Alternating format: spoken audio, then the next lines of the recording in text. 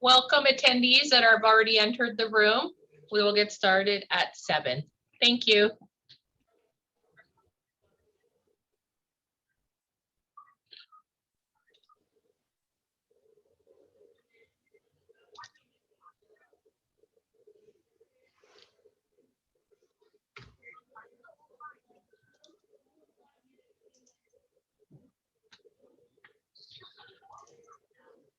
Oh, excuse me, sorry.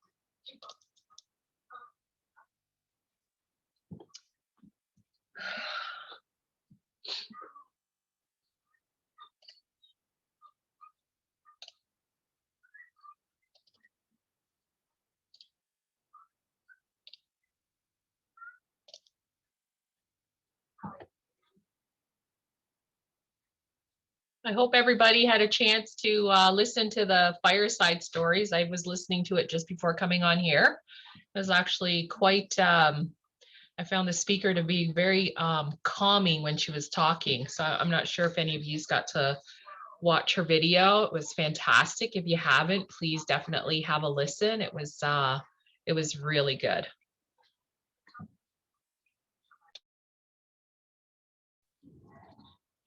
And sorry, my camera is not working.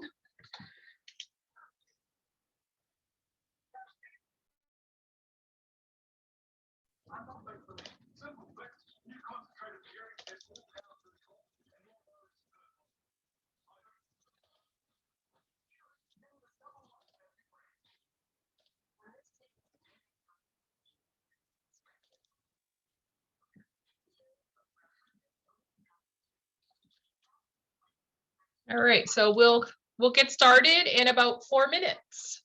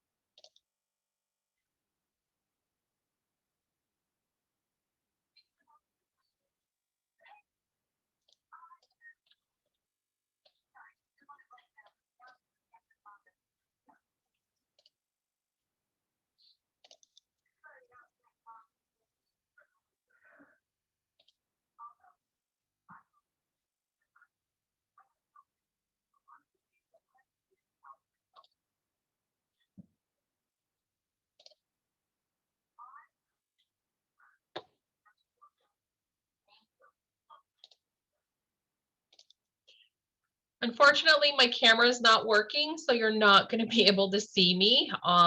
My camera has a mind of its own, so I do apologize. But you'll definitely be able to see the facilitators, and we should be getting started in about 2 minutes. So 2 minutes, and then we will get started with the medicine pouch.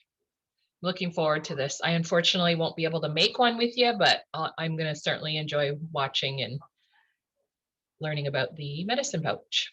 So we will get started in 2 minutes.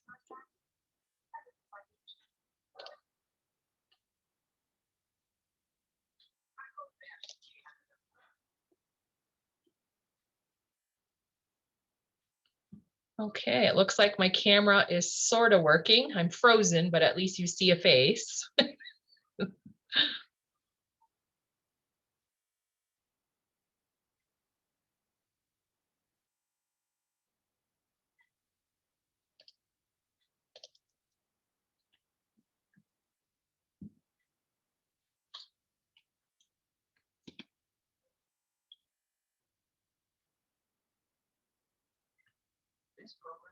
Oh, some questions.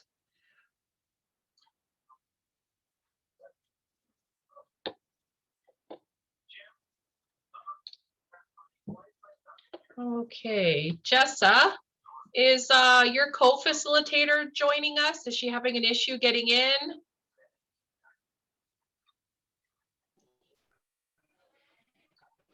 Hey there. Yeah, I think she's just having an issue. But I'm just waiting for her to log on. But while we wait for her, I think maybe I could do my introduction.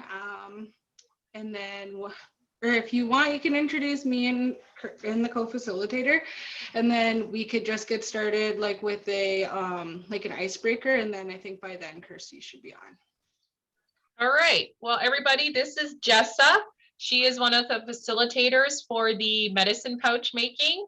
And she also has a co-facilitator, like she mentioned, is having a bit of a technical difficulty getting into the Zoom. So yeah, so take it away, Jessa.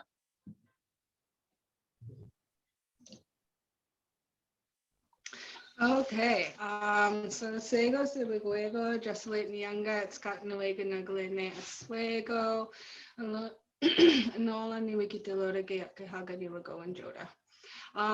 So hello everyone. My name is Jessa Laight. I'm from Six Nations. I am Mohawk, and I'm really excited to be here with all of you guys virtually tonight.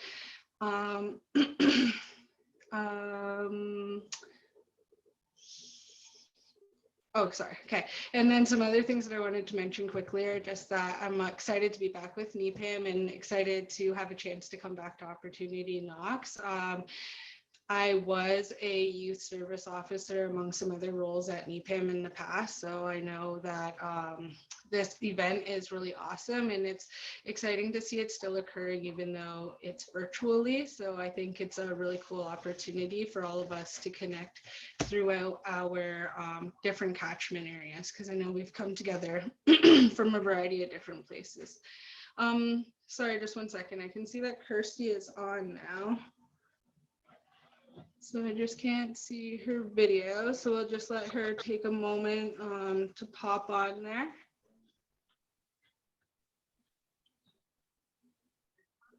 Oh, she's hang on. Yeah, I was just saying that I'm excited to be here with all of you guys for this. So while we just give Kirsty a moment to get set up there. Oh, I think she's here. I promoted her to a panelist, so welcome, Kirsty. Okay, Kirsty, perfect. sorry. That might have been the issue there.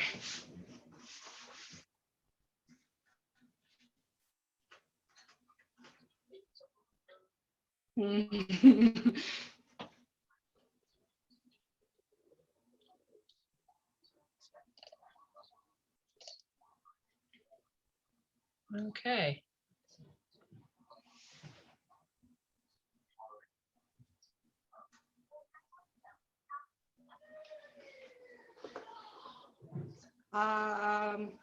Yeah, Kirsty, so I just introduced myself. Do you want to introduce yourself?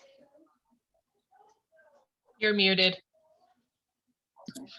All right, Ani Kinawea, Waasnoode Kwe Indigenous Cause, Mumpi Toronto and Donjaba, Makwa and Dodam, Nabising and Donjaba, Minwa and Bendagos, Mumpi Toronto Nishnabemwin, Kinomagaya. So hello everyone, Alpajigo and Gichinendum Mumpi Ayain. My name is Kirsty in English, and my spirit name is Northern Lights Woman, Waasnoode Kwe. I live in Toronto, and I come from Nipissing First Nation. That's where my family's from. I've always lived here in Toronto though. And here in Toronto, I'm a teacher. I teach Nishnabemowin, which is the Ojibwe language. And I'm really happy to be here tonight. So thank you for having me. And I'm excited to share our workshop with you tonight. Miigwech.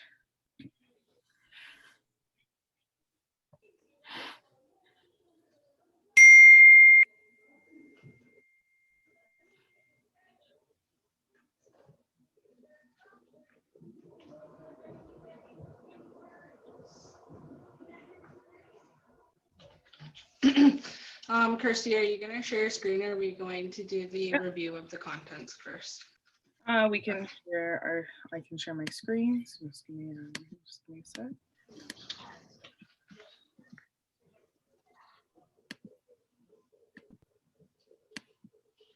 So just a pre-warning to everybody before we get started. Please be careful with the needles that are the leather needles that are in your kits there. Just because even while practicing making a medicine bag for the workshop, I poked myself with those needles pretty good. They are pretty sharp, so yeah, please just be careful as you're using them. Take your time. We're not in a rush or anything, and your fingers will thank you later. So these are just the pictures that we included to introduce ourselves.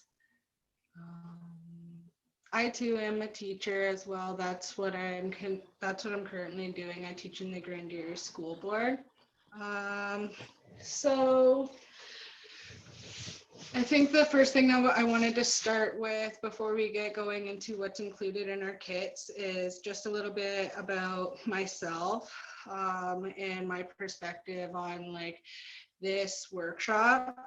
So me and Kirsty were asked to present on the medicine bag workshops, and when asked about doing this, I wanted to be able to offer some of the youth that were participating who might be Haudenosaunee an opportunity to also include some medicines in their pouch that have some significance to us and our people. So my intention in this is just to make the workshop maybe more relatable or meaningful to you. However, I did want to mention whatever medicines you wish to include in your medicine pouch is up to you. Please only include the ones that you wish to include. And then I just ask that if there are some medicines that were given to you that you don't wish to include in your medicine pouch, that you just return those to the earth and not to the garbage, just because it is a natural entity. It's always nice to return that outside. Then we're going to ask the same thing for any of your leather scraps as well, is that instead of throwing them out, that you return them to the earth. So one of the things, or I guess a couple of the things that I included into the kit to kind of give it an Ongwe perspective is white pine. So some of you will have like actual a little what's it called, like a cluster of pine needles included in there. It all just kind of depends how the medicine came apart when we put it together. But I included a picture of one cluster as I was preparing the packages. So if you can see on the screen there, that's a picture of 5 pine needles. And I wanted to take a picture of that to include for a presentation because it's something that was taught to me when I was younger, and I always found it really interesting. And it's one of the very few trees that I know how to identify because of this. So if you go up to a white pine tree and you look at the clusters that the pine needles are growing in on the tree, it'll actually grow in a group of 5.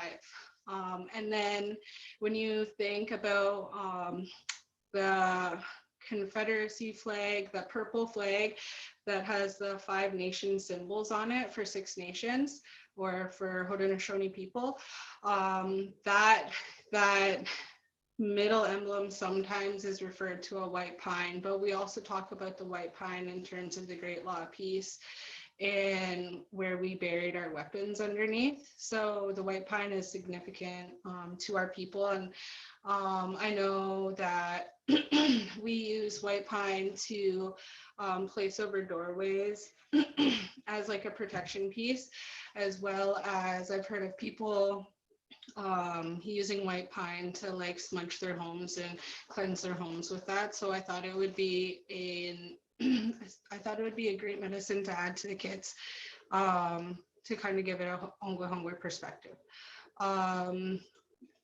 There's also tobacco in there, which obviously can also have a Anishinaabe perspective. That's not just an Ongwe thing, but there's also tobacco in there.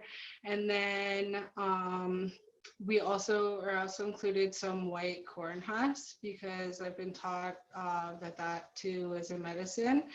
And it kind of relates to like cleansing your mind as well. So what I've been taught about white corn husk is that the way it grows around a corn cob is that it protects the cob. So that's like protecting your mind. So it is a medicine that can help your mind. And it has different uses. I've heard of using it as teas, and then you can see it.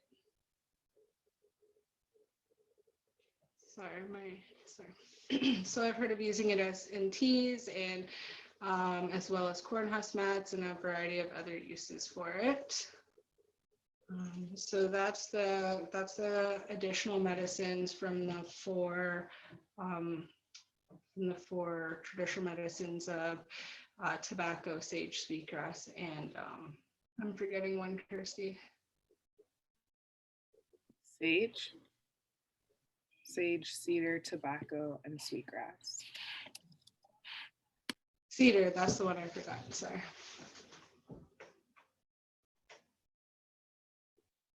Okay, and that's for mine.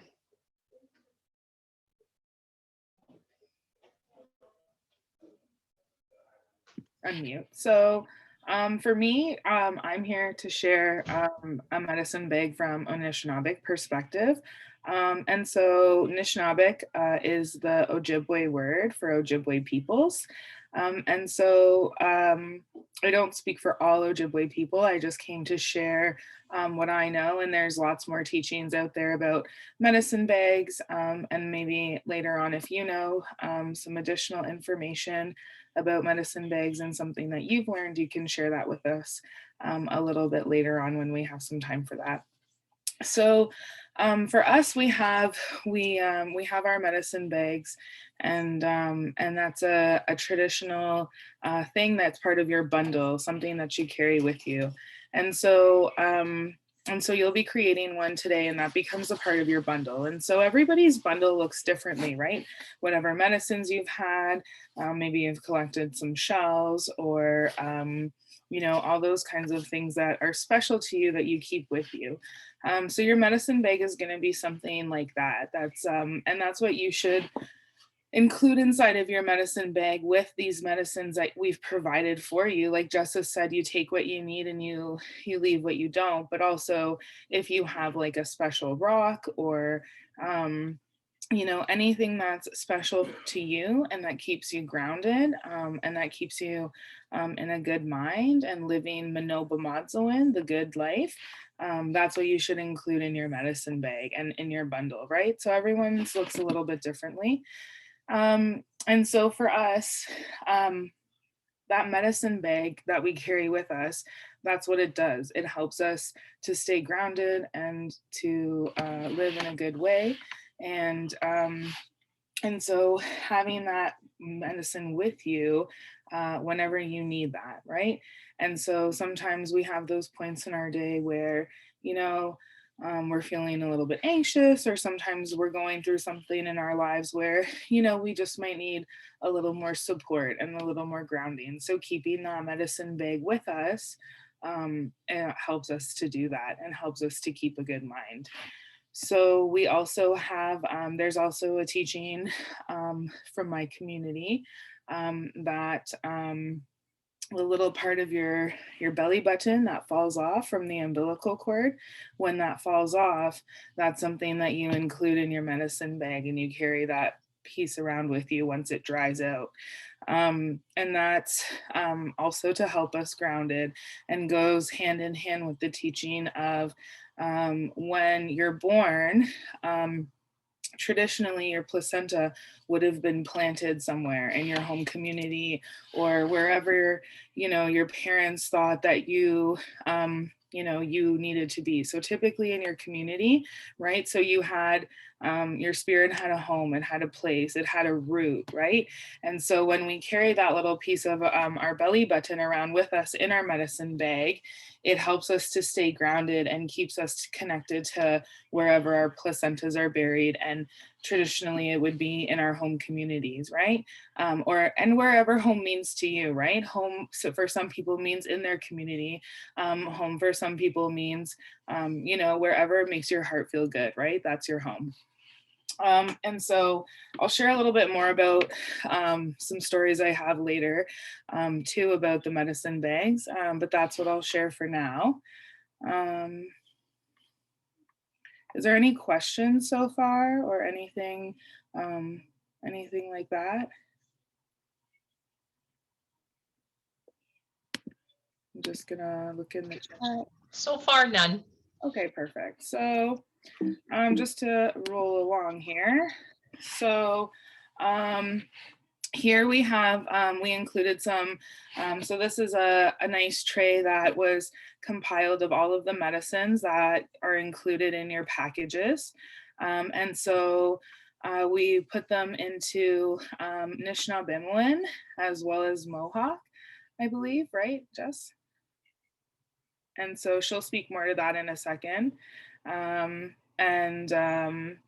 So I'll just share the words with you. So we have sema for tobacco, sema. And so that's always typically the first medicine listed because that was the first medicine that was given to the Anishinaabe people by the creator. And so then we have gijik, cedar, gijik, jingwuk, which is pine, shingwuk, madamanosh, corn husk, madamanosh. And so we have the beginning here, mandamin. Whoops, sorry about that. That's the root word for corn, right? So madamanosh becomes the husk. Weengush, sweetgrass, weengush. And then we have shkodewash, sage, mashkodewash. And so those are all of the medicines that we've given you in Anishinaabe. So now I'll pass it over to Jessa so she can speak more to what she's listed here.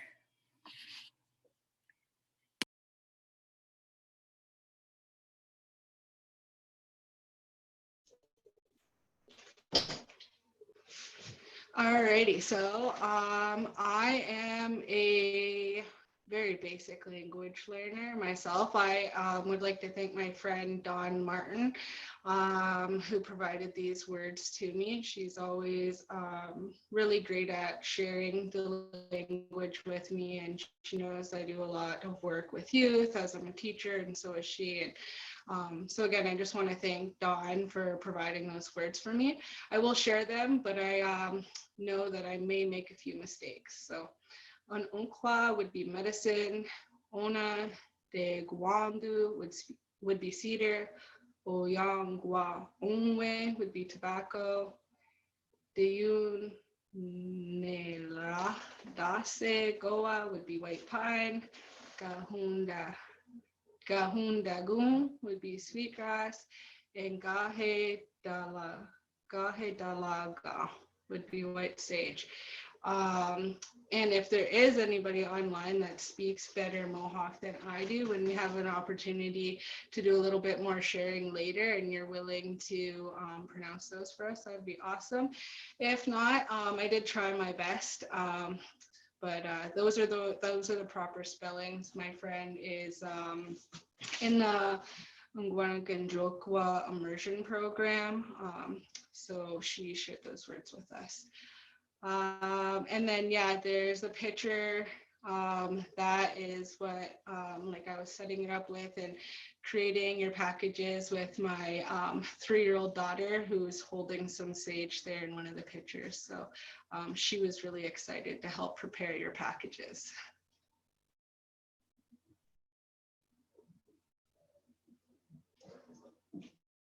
Thank you, Rhonda, in the chat. And then Kirsty, did we want to go through the kits before we continue? Yep, sure. Okay. So I'll explain what's in the kit, and then after you can mention this part about the connected piece, if that's okay with you, Kirsty. Oops. Sorry, yeah. For now, we'll just go back to this part and we can take a look at these beautiful medicines a little longer.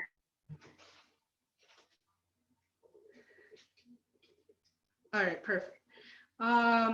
Okay, so if everybody wants to grab out their kit, so we are going to go through our kit before we continue on a little bit, and then we'll get started on our actual starting to put it together in a few slides. But just to get us going a little bit, I wanted to review the kit, make sure everybody has everything they need, and make sure that everybody is all set to get started when we are ready to put them together.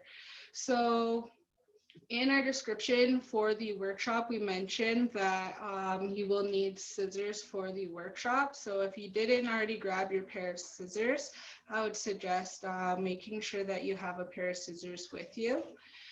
And then if you look in your kits, I don't have mine assembled in a bag because I started to make mine already. But in your kit, you will have a piece of like leather string. This is going to be the necklace portion of your medicine bag. You will also have a piece of sinew. It's going to be all wound up together. And we're going to be taking that sinew, and that's what we're going to thread and sew together this bag with. Oops, sorry, here we go. We are going to separate the sinew into a couple pieces when we get to that part. So please don't get started without us. There's also going to be a little shell. I don't know if you can see it, that light's a little bright. There's a shell in your package, and we're going to use that as a button on the front of it as a little bit of a decorative piece. Again, you're going to have a leather needle in your kit, and I tried to safely package those in some cardboard. I believe you'll have two just in case you break one, sure that everybody was prepared. And again, these are really, really sharp, so please be careful as you're sewing with them. There's also a piece of construction paper in there with your pattern on it. It's really important to know that we are going to use the whole pattern to make one piece, and then we're going to use half of or a folded part of the pattern to make the second side. And we're going to explain all of this further over your package. What else did we include in there? You're also going to have there was an envelope that was stapled to your Ziploc bag, and that was a paper envelope. And I intentionally packaged our medicines that way because I've been taught as much as possible that we should keep our medicines in natural things, so glass jars or paper bags, things like that. So I wanted to make sure that I also tried to do that while I was making the kits as well for you. So that's why they were stapled on the outside of the plastic bag. Additionally, we included a piece of lavender infused fabric, lavender oil infused fabric in your kit, and that's going to be in a separate Ziploc bag. So this is an additional item that you can add to it. You don't have to add that to your bag, but we are going to talk a bit about why we chose to include that and a little bit of some intentional thinking behind including that in the next slide. And then I do believe that's all that we've included in the kit. So just give me a moment. Yeah, that should be everything that we have in the kit there for you guys. So I hope that I didn't mess up the kits. I am human, so if I did miss something, I hope I did not. But I apologize if I did.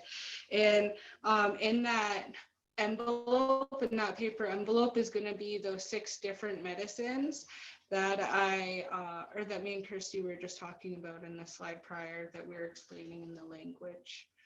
So before Kirsty continues on with this part, is anybody missing an important piece to their kit before we get going?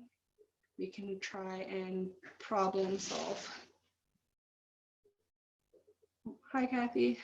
I'm just checking out the chat here. Sorry, is my oh. Okay, I'm just seeing that somebody just entered. So we just reviewed some of the items that were in our kit, Avery. So I think the most important part for you if you just got in would be to make sure that you have your kit with you, and that you have a pair of scissors ready to go with you. And then I think as we continue on step by step, you'll be able to follow along and find what's in your kit. So Kirsty has another little bit that she's going to carry on the PowerPoint with. So if you wanted to listen in while you get your scissors, or if you're already set, then we'll continue on. I see that somebody, or that Will mentioned that you have everything. Is everybody good to go? If we don't see any further comments, I think we'll just continue. And also you're still able to comment while Kirsty continues on with her presentation.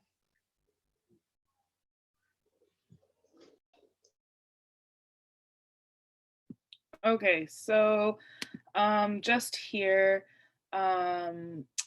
so what you'll notice is your little piece of fabric has a little bit of this pattern somewhere on it. And so this is the whole piece of fabric that we use to cut all the small pieces that we gave to you.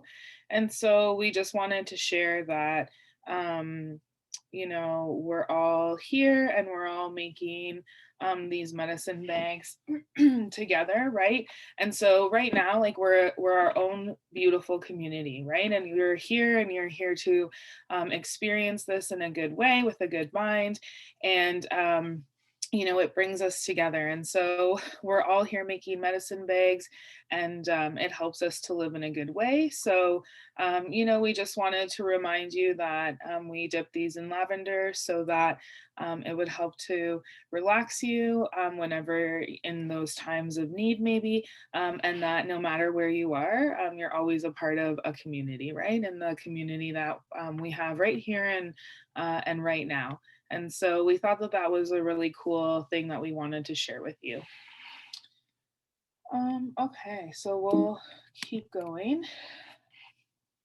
So we reviewed the contents of the kit. So just one more time really quickly, you should have a needle, a sinew, your pattern, right? That is on the paper, your leather, your shell. And so mine looks like this, your leather string, and then the lavender infused fabric. And again, if you're sensitive to smell or whatnot, like no worries, that's okay. You take what you need and you leave what you don't. And of course, the same with the medicines, right? You take what is important and what you feel like you need now, and you leave the rest. So I'm going to, I'll hand this part over to Jessa, and she'll take you through the first couple steps.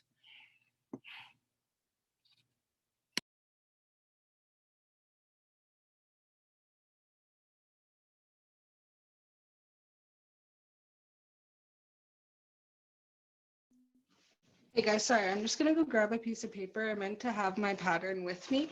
So just give me 2 seconds. Do you want me to, I can do this. You guys can grab your scissors and grab your... Yeah. Jessa, I have a pattern here. If you want sure, Kirsty, if you already have yours with you, that's... Sure. So our pattern looks like this. So you're just going to take your scissors and you're going to cut out the whole entire thing, right? So do not cut on this line here. You're just going to cut around the outside. Okay, and then and so you'll end up with a piece. I'll cut mine now with you. Okay. And also at any point in time, if you need us to slow down, if you need us to review a step, please put that in the chat. No worries at all. So once you cut it out, it will look like this. Okay, so I still have my middle line here, and then I have a whole piece like this. Okay, so I'll give you a second to do that. And maybe you can just give like a thumbs up or something, just to let us know when you're finished. That would be good, so we know we gave you enough time.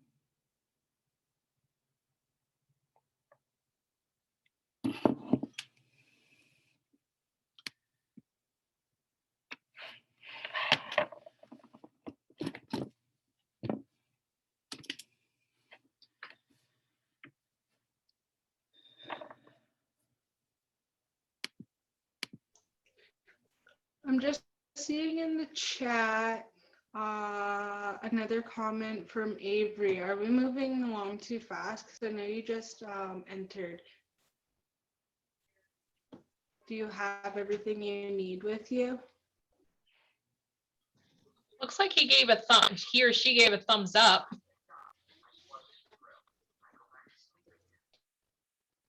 Oh, okay.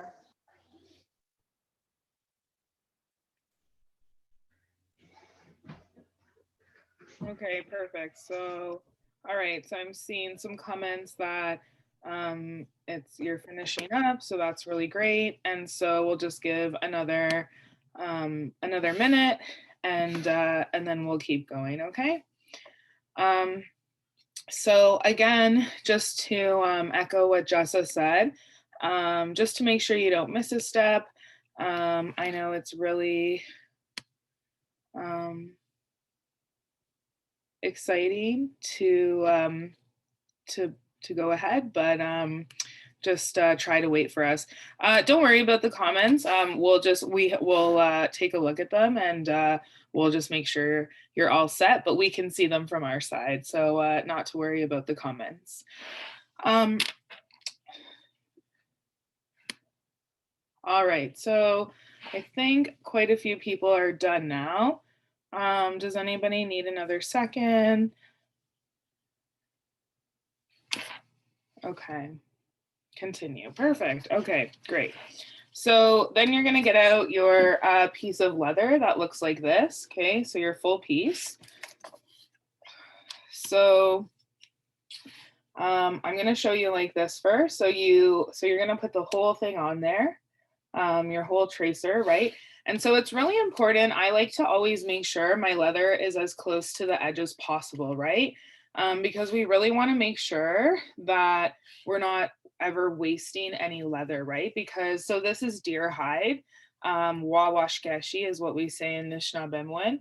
And so this deer gave its life so that we could be, building something really beautiful and honoring them with that. So we just want to make sure, we're not putting it in the middle and like wasting all that hide, right? So you're going to put that down. So you're also going to need a pen.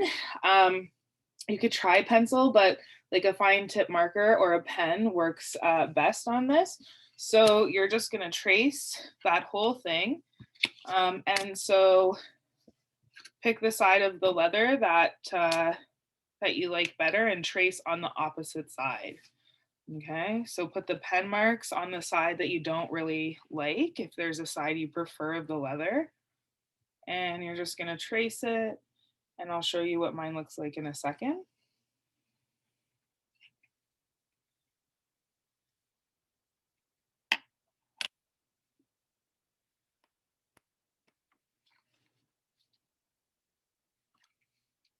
Okay, so then what you're gonna do, so currently mine looks like this. Okay, so you can see that there.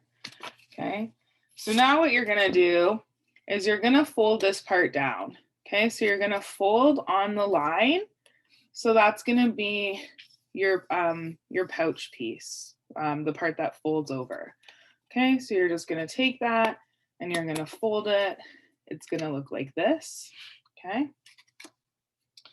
You're gonna put it back on that same piece of leather, or the same right where you just traced. So you see how mine comes up here. There's a line, right, from when I had it flat, right? So now it's down, and now you're gonna draw the line in there. Okay, so I'll show you what that looks like. Okay.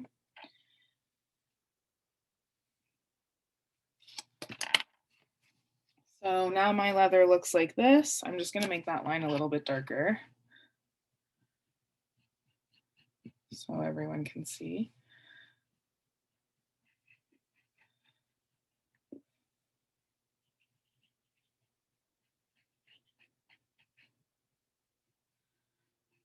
Okay, so you should have a piece that looks like this now. Okay, so you can see, trace the whole thing, and then this was the fold line.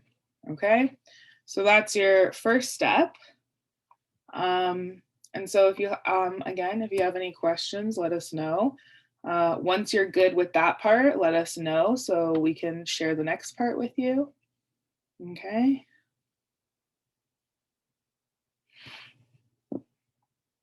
So I'll just hold this up for just a little bit longer. Right? Okay, so it looks like this, and then here. Okay, so I'm seeing some people are finished and ready to go. Perfect, that's awesome. We'll just give it one more minute. This seems like a very easy to follow workshop. Oh, good. I've done workshops where there was beading. I could have pulled out my hair. Yeah, beading is tricky. I really was hoping, I'm glad to hear that, because I thought, oh no, like, you know, when you try to line those camera angles up properly, sometimes it doesn't work so well. Yeah, I really wish I would have had the supplies to join you. So I'm really enjoying watching you, you know, do the step by step, and maybe I'll rewatch this recording later and maybe get my own supplies and give it a whirl. Yeah, that would be awesome for sure. Okay, so for the next part, so now, so me and Jessa really thought, Jessa and I really try to have intention with everything we do, right? Just like our people. And we always try to think about, just like we said with the leather, like the least amount of waste. And so instead of giving you, you're going to need 2 pieces, right? So instead of giving you 2 pieces of paper, what you've now done is you've folded it in half. So now you're going to keep this part folded. Okay. So it's folded, right? It was like this. Now we're here, and you're going to line it up beside. So here's my other pattern. So I'm going to line it up on my next little piece of leather here, and I'm going to give that a trace. Okay. So I'll give you a minute to do that now. Okay. So again, I'll do it myself here, and then I'll show you what that looks like.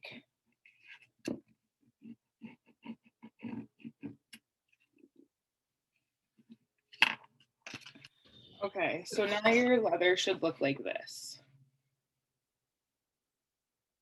Okay, sorry, I think somebody was just about to talk and I might have cut them off. I'm sorry. Oh, that was me. So what I'm going to do is I'm going to allow the youth to be able to interact and talk to you directly. Yeah, that's awesome. Typing in the instead of typing in the chat. Cool. So participants, I am going to be allowing you to interact with the facilitators if that works better for you, and maybe some sharing as well. Yeah. Thank you. Yeah, awesome, for sure. Feel free to share and ask questions. You know, yeah, that's awesome. Okay, whoopsies. Oh my goodness. You would think that after so many virtual teachings, this would be a little easier. Okay. So I've lost you all. All right. So now you should have the pieces. I'm so sorry. I'm having a technology glitch here. I have a question. Sure. Yep. You drew out your pieces like horizontally, but I drew out my pieces on the leather like on top of each other. Is that okay? Yeah, no problem, because we're gonna cut it all out, so no worries. So you should have, so you have 2 pieces and they look like this. Everyone's good to go. Yep. So I see some people are ready. You can even do like the little thumbs up emoji. Jessa, do you want to do this part? Do you have your tracers? Yeah, for sure. And then, like I mentioned earlier, I am a basic, like, beginning language learner. But Kirsty shared the word for deer in Ojibwe, and I do know that one in Mohawk. So that one is Oskanundo for the word deer. So I had to share because I am pretty proud that I knew that one. So to continue on, you guys will have traced your 2 different pieces.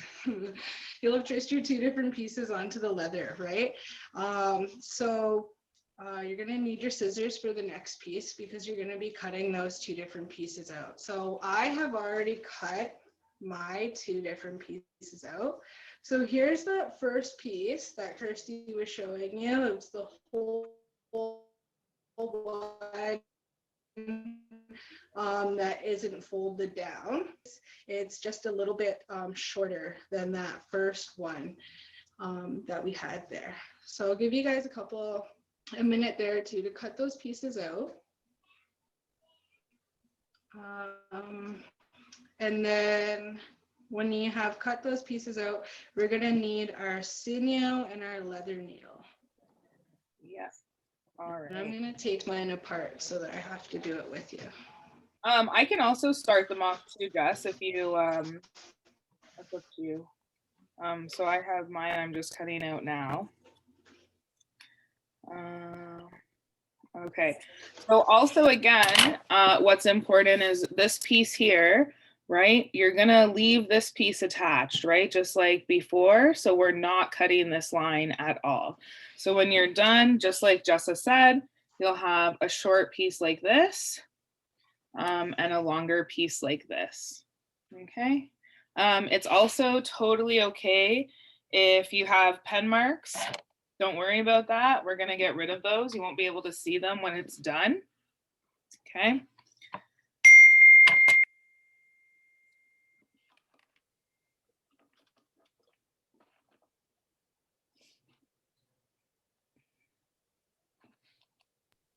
So will you be going over the, like what the medicine pouch, like you talked about the medicines.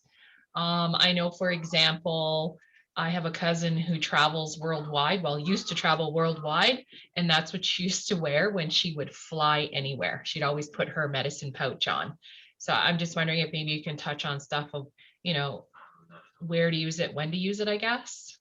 For sure, yeah, I think that's really important.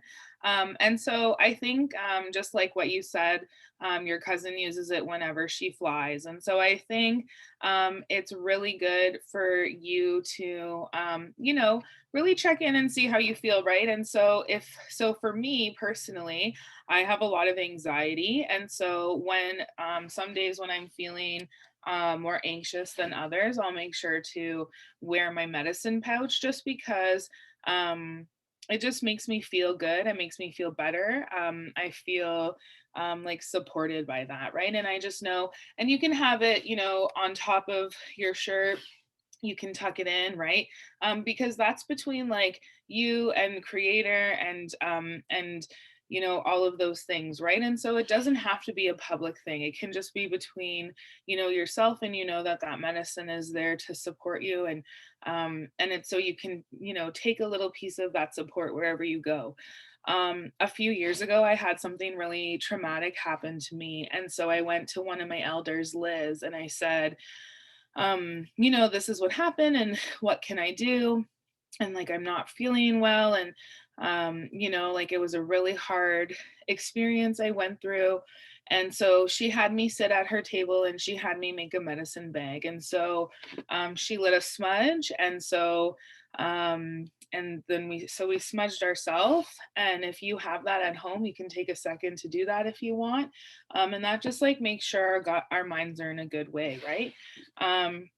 Or if your minds are already there, that's really awesome. And you can smudge your medicine bag too, right? When you're smudging yourself, if that's something that you do, either, you know, take your medicine bag and put it over the smudge, or you can take it off and have that time with it, right? And so, so she had me make this medicine bag and she just said, you know, this is going to help you. And it was really small. And she said, this is going to help you. And, you know, there's some medicine in there, and you wear it around you until, you know, it's going to make you feel better. And so when it makes you feel better, that string that you have, right? So you have a string that you're going to make a necklace out of eventually. And so what she told me was that when this string breaks, it means it's time to return it to the earth. It means that that medicine has helped you through that time that you're suffering through right now, and that it's done its job. And so now your job is to thank that medicine and, you know, either bury your medicine bag, or put it in the, like give it to the water or put it in the fire, right? And so those are 3 ways that we can return things back to the earth. And so I did, and I wore that that medicine bag until it broke. And sometimes we're not ready to give that up when it breaks, right? Because it's been such a sense of comfort to us. And but it's done its job, right? And we have to thank it and acknowledge that. And then it means it's time to move on, right? It means that it's time to build a new one, and learn some new things, and meet some new people. And you know, your life can kind of move on from whatever trauma was happening in your life at that time, right? And so for me, those are the ways that I use it during those hard times, or even if I wake up and I'm feeling a little bit anxious, right? Um, so there's many different things you can wear it for. Again, if I, just like your cousin, if I'm doing a big road trip, I don't fly as much, but I definitely bring one with me when I travel, and all those things. So I'll pass it over to Jessa to so she can share with you also what it means to her. Yeah.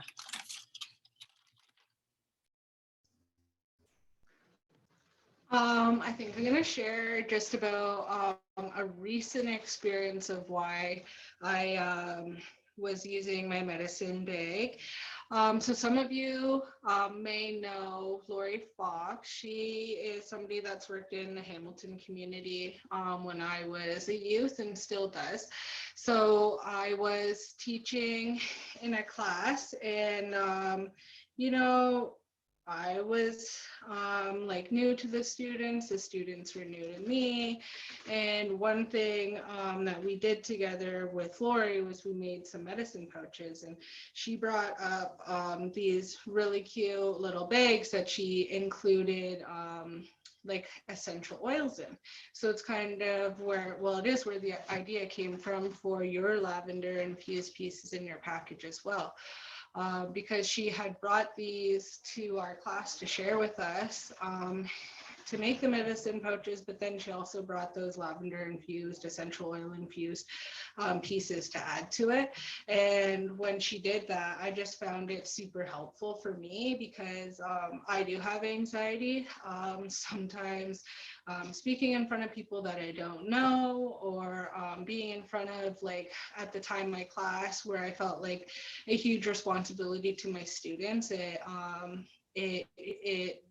gives me some anxiety because I just want to do the best that I can in those situations. So sometimes I get some anxiety. So I thought it would be like really helpful to include, well, we thought it'd be really helpful to include some of this lavender into your kits, and to have something that that we can use as an aroma or as something to smell when maybe we're not feeling the greatest. Because I'm not sure if any of you have ever used lavender oil in the past or not, but it's something that like I use regularly. I keep it in my work bag and in my room to put on my pillow, things like that, because it's just like a very calming scent.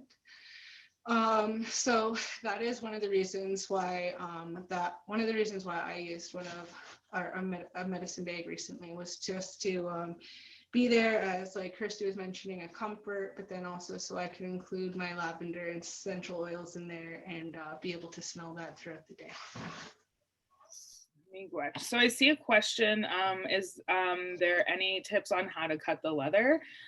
So for me, it's easy. It's easier to cut the leather when when you stretch it out. So I know that might take 2 hands. So I'll try to show you what I do. So I like to try to stretch it myself. So I'll put my thumb here, and I'll put my finger kind of on the other side like this. Okay, and then my other finger is behind it. So I've kind of tried to stretch it on the top, and then where my thumb is, and my ring finger is just behind my thumb. And then you can try to cut it stretched out like that. Okay, so I don't know if that made sense or if you can see it or if you have, you know, somebody who's close by to you. Leather is easier a little bit to cut when you stretch it, or also it's easier to cut it right where the scissors meet each other, right? So keep that tight and keep going. So keep moving your scissors forward and try to put where the scissors meet right next to it. Okay, so I hope that helps. If not, let us know and we can try to work it out. I'm gonna help you guys get started now. So you're gonna need your pieces, your sinew. Okay, so I'm not sure which kind you got, but sometimes sinew feels really weird, right? It's like kind of sticky. The great thing about it is that after later on when you wash your hands, it makes your hands feel all nice and moisturized. And so this sinew, what you're gonna do once you have it is you're gonna just kind of try to pull it apart. Okay, so I don't know if you saw that, but I'll do it again. So here's my sinew, and you're gonna try to rip it in half. So this sinew, traditionally sinew is like an animal, a piece of an animal tendon, right? And that's what we traditionally use to sew things with as our sabines, as our like string. So this is synthetic, which means this is not real, but it's very close to what it would traditionally be like. So you're gonna find a way to split it in half. What is really cool also about this sinew is that it actually splits into 4 different pieces. And so I think that's always really cool because my perspectives as an Anishinaabe person, as an Ojibwe woman, is that good things come in 4s, right? So we have the 4 seasons, Niwin Nikea, the 4 directions, right? So we have those things that come in 4s. And so I think it's like a really cool coincidence that sinew also happens to split that way. So also you might have to try a couple of times. So if it doesn't split properly the first time, right? Try the other end, right? Put it back together, kind of twist it with your fingers a little bit, and then try again. So you come out with 2 pieces, right? And it might start to tangle up a little bit down the line, but just keep working with it, and eventually it'll pull apart like a cheese string. It's pretty cool. Okay. Kirsty, Yeah. how long do you think their sim should be? I just know when I was making their kits, I tried to make sure they had a little bit of extra of everything opposed to sending less with them. So they might actually have a really long piece. Okay. So it might be helpful to give them kind of a measurement. Sure. So my opinion on any crafting experience is that it's always easier to take away than to put on, right? So if we cut the string too short, it's a little bit of a pain to add it, right? But if we have it too long, that's okay. You can always cut it, right? So that's what I mean by it's easier to take it off and cut it than to add more, right? So I would say a good amount is probably like an arm length and maybe like a half or a whole. Okay, so like 2 arm lengths, right? Okay, so I also have a little bit of extra. So you just cut that off. Keep it with you. Don't throw it out yet. Just keep it with you in case. You never know, right? And then save that other half, okay, of the sinew again, just in case. If you don't need it later, then that's fine. All right, so let me know in the chat or like the little thumbs up emoji when you're all ready with your sinew. Yeah, you can split the whole thing. So just split the whole thing and then measure it out and cut it, okay? The reason that we split it is because it depends what kind of needles you're working with, right? So the needle you have, this is a leather needle. That's why it's so thick here, right? And so if you try to put that whole piece of sinew in there, that's really thick. And so it becomes much harder to sew the thicker the sinew is, right? And so we want to, it's already challenging to sew leather. So lots of crafts that we have as Anishinaabe and Ongohone people take a lot of patience, right? And they say like, I made a necklace the other day and I just totally messed up the pattern. And I forgot colors, but I was like in a rush, right? And I was thinking about other things that were bothering me a little bit, so I wasn't doing it with a good mind. And I think that that's why I forgot those colors in my pattern. And so I didn't take it out though, because however your medicine bags or your beadwork or however it's turning out, like that's the way it's supposed to turn out, right? And so I left it that way just because then when I wear that necklace, it's like a good reminder, you know, to slow down and do things with a good mind, right? And anything that I'm doing. And so that's why we split it. Another helpful thing is if you just have a scrap piece of leather from what you cut out, it's easier. Once we get into the sewing, you'll see what I mean, but I just maybe want you to have it on hand. So it's easier to push the needle through through the bag when you have a little piece of leather, because it kind of like grips a little bit and then it kind of like acts like a thimble to, you know, help your little fingers. Okay. Just again, friendly reminder, like Jessa said, hurts a lot, right? So because they're so thick, they hurt a little bit more. So again, just like, you know, take your time, right? There's no rush. We have lots of time still. Also, if you need a break, take a break, right? So don't, you don't have to work through it if you're frustrated, right? But just take a break, give yourself a second. If your needle is slippery, sometimes I find like, even if you just go wash your hands, it's better, right? Don't leave us for too long. Okay, I see Cameron, sorry, says that they don't have a needle. Do you have anything in your bag that looks like, yes, it would be in the cardboard. So it's a little piece of cardboard, maybe just check in your bag, or I don't know if there's, you know, so let us know about that, but it should be in a little piece of cardboard and it might be folded up. Okay, so let us know in a second. Okay, so threading your needle. So again, this takes like a little bit of time. Sometimes when you thread your needle, it's helpful to cut your string on an angle because it kind of creates like a crisp point, right? And then, so you're gonna try your best to thread your needle. I like these needles because the top of the needle where the hole is, it's pretty big. It's much better than those beading needles, right? But again, so, and I've been crafting for a little bit, right? So do your best, take your time, okay? And then, so I'll just wait till everyone's done threading. So just leave it here for a second right now, okay? Don't tie it yet. Just leave it just like that, okay? Cameron, did you find a needle? How's it going over there?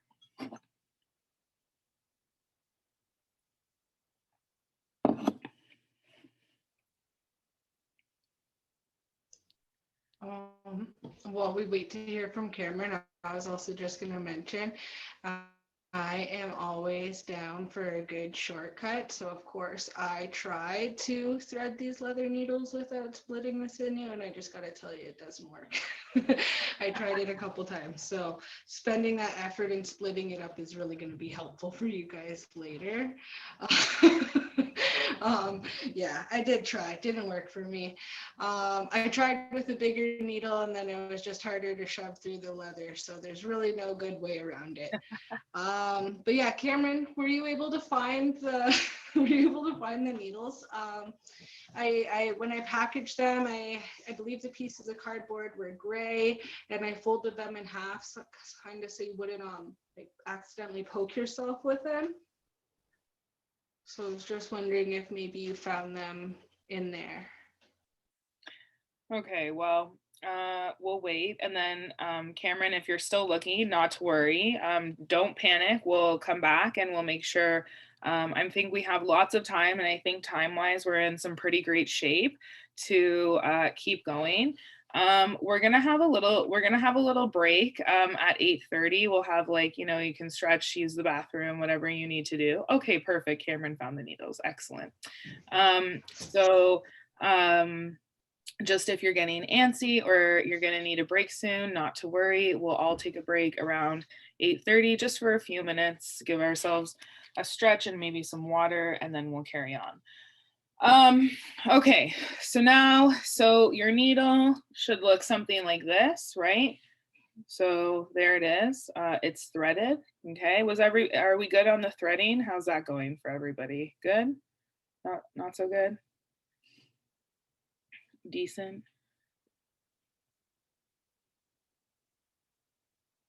I don't see any comments, so maybe we're concentrating still. All good. Okay, perfect. We'll wait for a couple more. All right, perfect. Oh, amazing. You guys are great. Okay, so you're going to create what's called a tail. Okay, so again, there's like all different ways to do this. So just like Jessa said, we're not going to double it, because if we doubled it, then like, what was the point of splitting it, right? So you're just creating a little tail, and you're just going to kind of let it free flow here. Okay, but don't worry, it'll be fine. So then you're going to work your way down to the other side here. Okay, so this is my other end. Okay, so my needle is over here, and here's my other end, right? So this is the other end. So now you're going to make a knot. So however you make a knot, you know, that's, you know, you live your best knot life and get it done. Okay. But how I like to do it is I like to twist it around my finger. Okay. And make an X, right? And then I like to roll it a little bit. And then I like to, okay, so I roll it a little bit, and then it kind of will roll off your finger. And then you can pull it into a little ball, a little knot. Okay, you can see if it's a little loop, that's fine too. Just gonna try to back it on some paper, see, so you can kind of see the knot. Okay, but give it like a double or a triple knot. So again, I twist it around my finger, make a little X, twist it up a little bit, and then I pull it. Okay, and so you're making a knot here just so that it doesn't come back through, right? And so Jessa's showing up her knot. Okay, and so here's my knot. So our knots look like relatively the same, right? So that's good. So I'll give you a second to knot that. So when you're done, you should have a knot, and then your other end. So my needle is here, and here's my little tail. Okay. So that's where we should be at. All right.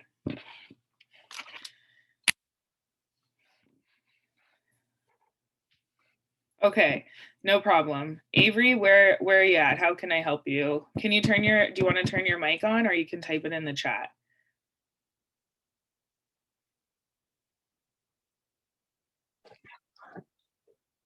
Just need help with the tail. Okay. Quadruple knot. Perfect. Yep. Avery, go ahead.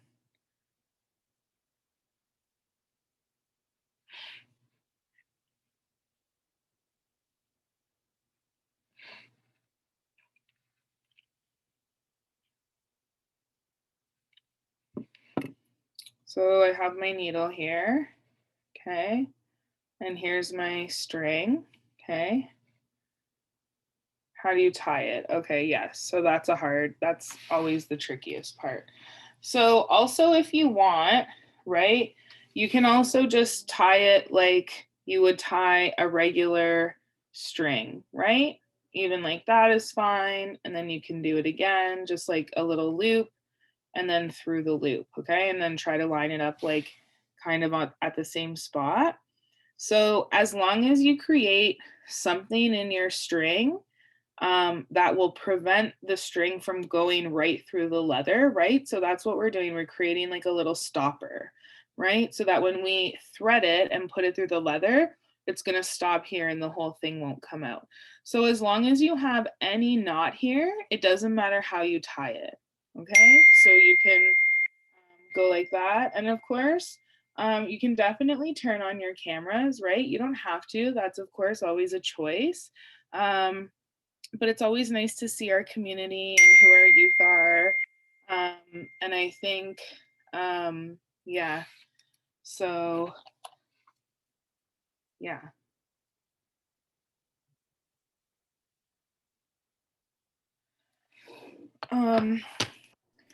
There's no Sorry, option in for- addition to sorry. in addition to the being the sorry, Kirsty.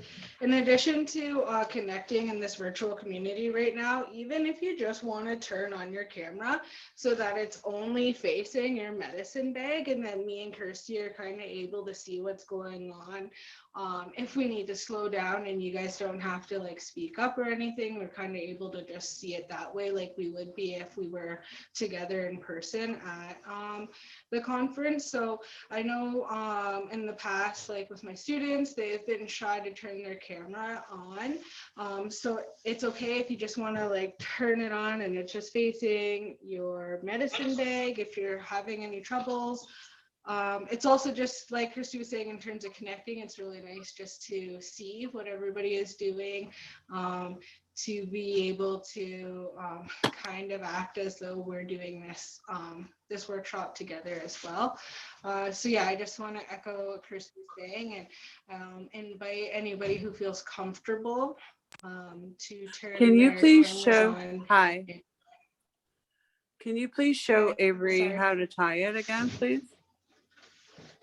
Yeah, we will. Yeah. So I see from some of the participants that they don't have the option to turn their cameras on. So I've actually just text Larissa okay. and I've asked her to see if there's a way we can turn on if they can have the option, or if we can turn on their cameras. Sure. Okay. No problem. Thank you. Okay. So here's the bottom of my string, and so I took off the knot. Okay. So if you want, you can do. So I made like a little circle.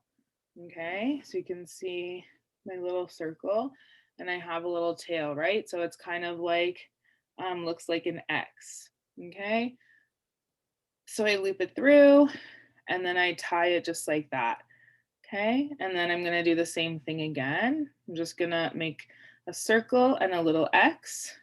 Okay, and I'm gonna put that through there and just like that. Okay. I just wanted to mention something too before you do turn on the cameras. We should let the participants know that because it is being recorded, they really will probably maybe if they don't feel comfortable with them being recorded, to really make sure that it's just showing their medicine bags. I think you've been trying to do that, but just so that they know, they'll see them too. Yeah. Okay, perfect. Thank you for that reminder. So yeah, so just make sure, again, if you're comfortable, that's awesome. And if you're not, that's cool too. Yeah, put it on your medicine bag, and yeah, just we are recording. So was that helpful? I'm sorry if it wasn't. Was that helpful on how to tie it? So if I could make a suggestion, now I don't know if the participants have this option, but in the top corner, the right-hand corner, you see a little word called view. And if you click on that, you can see speaker view. So if you click on speaker view, and if Kirsty wants to go through the tying again, it'll be a bigger picture on your end, if that'll help. Yeah, that's a great point. So yeah, that's good. Okay. So I just wanted to mention when I was tying this knot. Sorry, Kirsty. I just wanted to mention when I was tying this knot in the screen, I was just trying to show what Kirsty was doing. Please don't tie this. I was just trying to show the knot with the bigger string. Not to cut you off, but we don't have that view selection thing that she was talking about. like it's not up in that corner. We just have expand, which is like enter into full screen. Okay. Do you have an option to pin people? I can actually make them a panelist. So when you become a panelist, you will be on camera. So if you're interested in being a panelist so that Kirsty could see what you're doing on, like see what you're doing on your end, and then she can walk you through it. Who would like to be a panelist to be able to, you know, have that, to be able to show what they're doing on camera? Okay, Laura. Okay. All right, so we'll go with Laura first. Laura, okay. More. Okay, there we go. I think Cameron said they can as well. Okay, all right. Okay.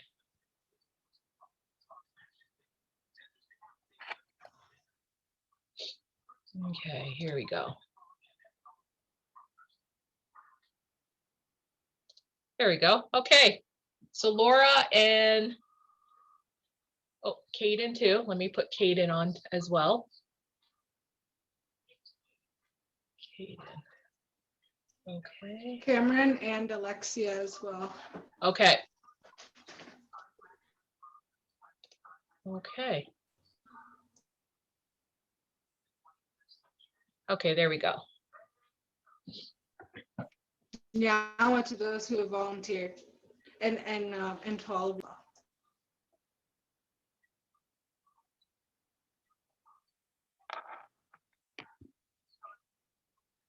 So with Laura, you can see it, Laura, you don't see her, but you can see what she's doing with her her medicine pouch there.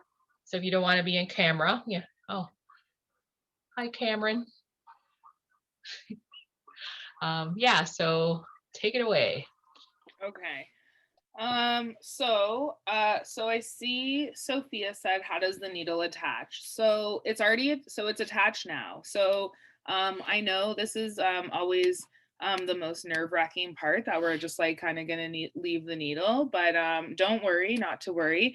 The sinew will act like, so you can see, like if you just pinch the sinew together, right, with your little tail here, right? So I have my tail, my end here.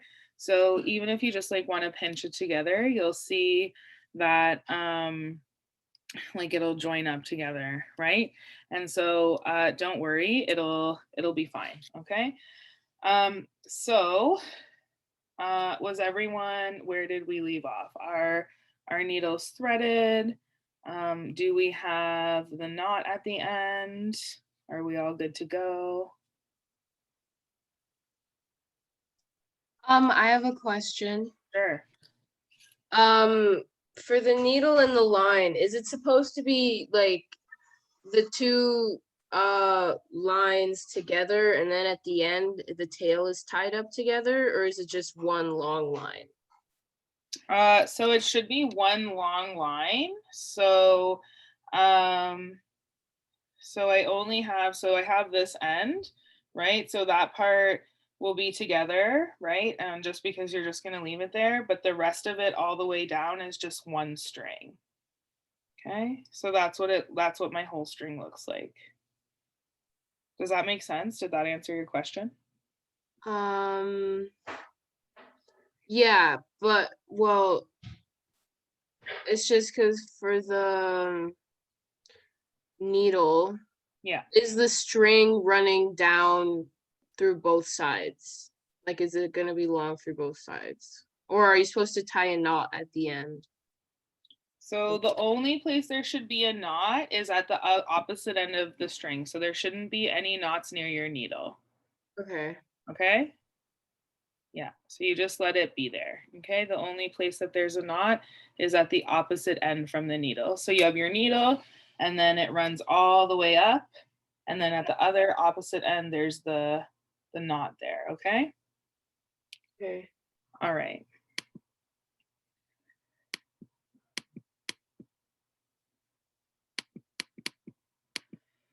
Okay. All right, so we're gonna move on to the next part. Okay, so now what you're gonna do is you're gonna take your 2 leather pieces and you're gonna line them up, okay?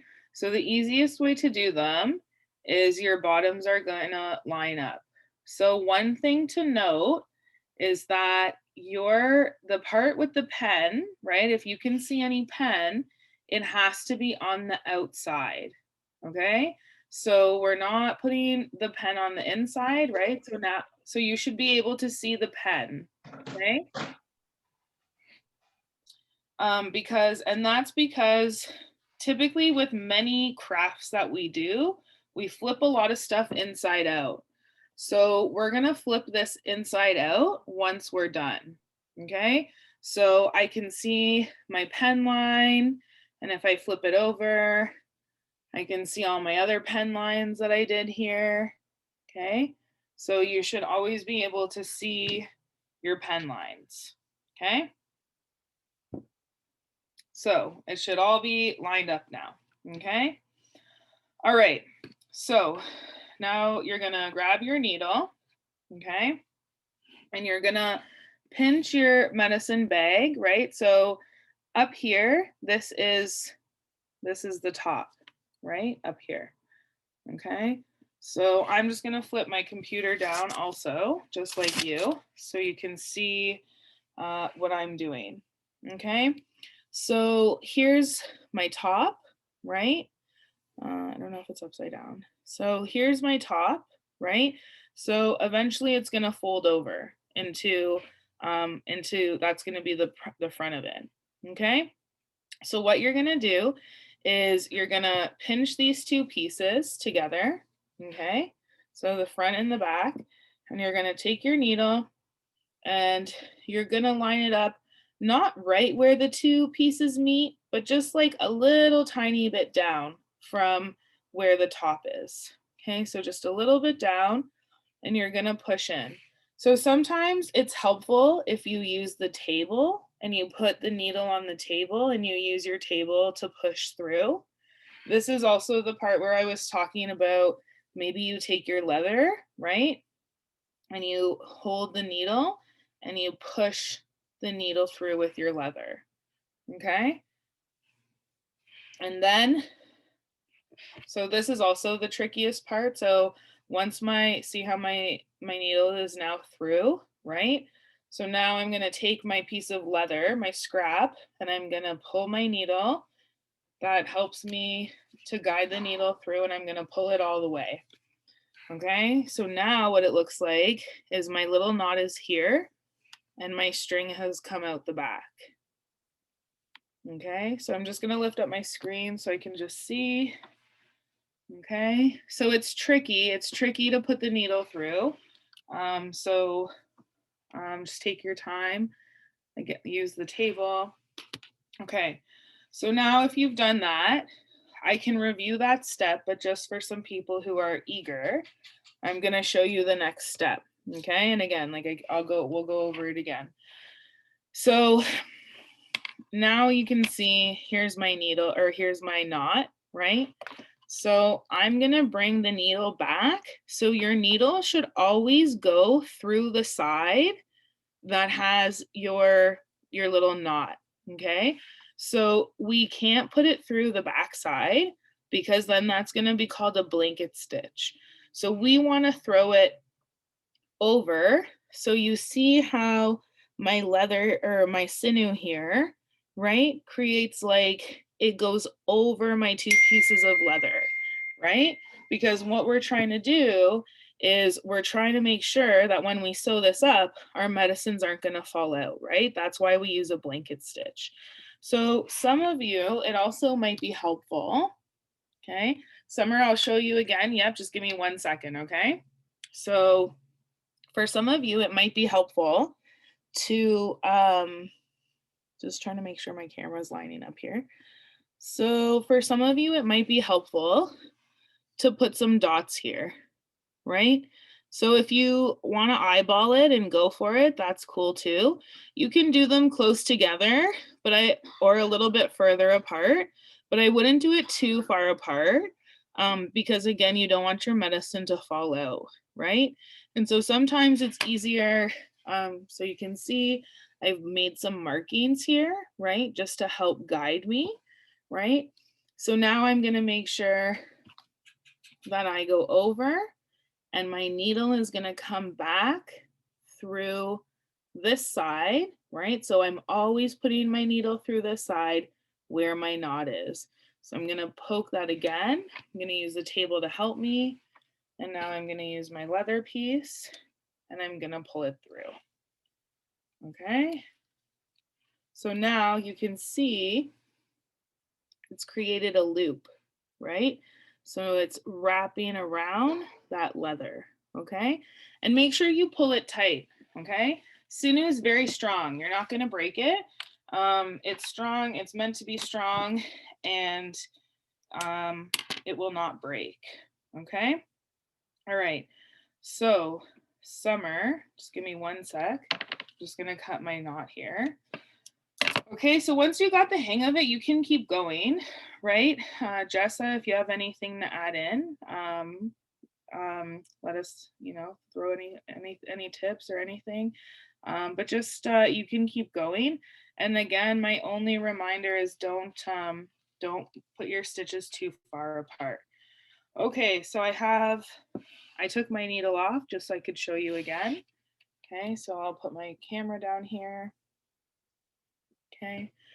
So my lines from my outline, my pen lines, right? I can see my pen lines. And I'm gonna go through this side. So I'm gonna move not right at the top here. I'm gonna move down just a little bit. And then I'm gonna go right here, just a couple centimeters down. And that's where I'm gonna put my needle. And you can use the table to help you push it down, and use maybe a scrap piece of leather if you have one to pull that through, okay? And then pull it all the way down to where the knot is, and the knot will sit here. And that's okay, we can trim that up later, don't worry about that, all right? And then again, just as a reminder, you're always going through the same side where you started, okay? So wherever my knot is, that is where I'm gonna go through again, okay? And you just keep going in that way all the way around, okay? And again, pull it pretty snug, okay? It's okay if the leather puckers a little bit like that, okay? Summer, was that okay? How was that?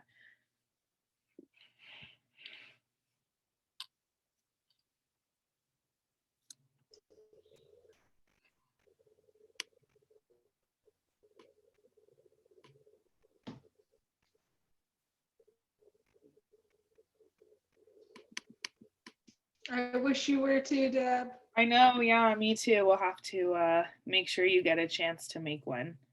Okay, perfect. Awesome, Summer. Okay, so we'll give you a couple minutes. So again, like we have lots of time, right?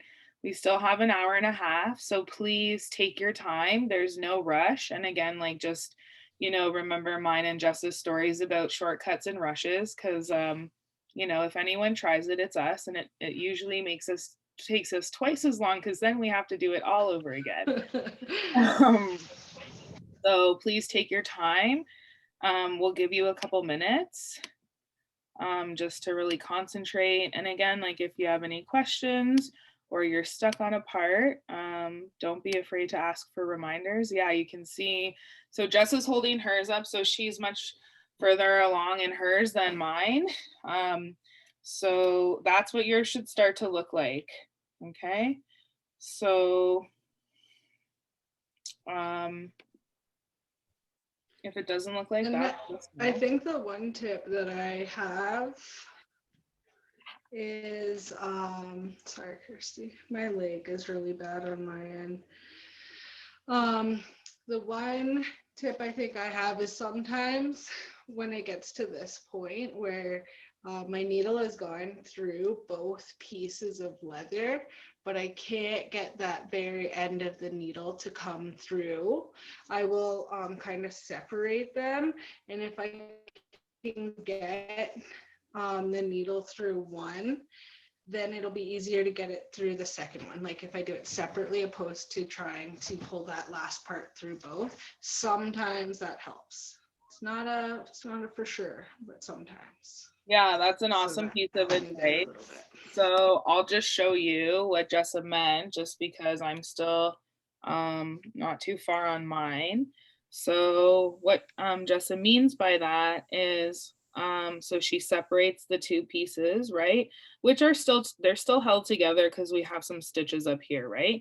So first she goes through, she separates it and she goes through that first piece of leather there.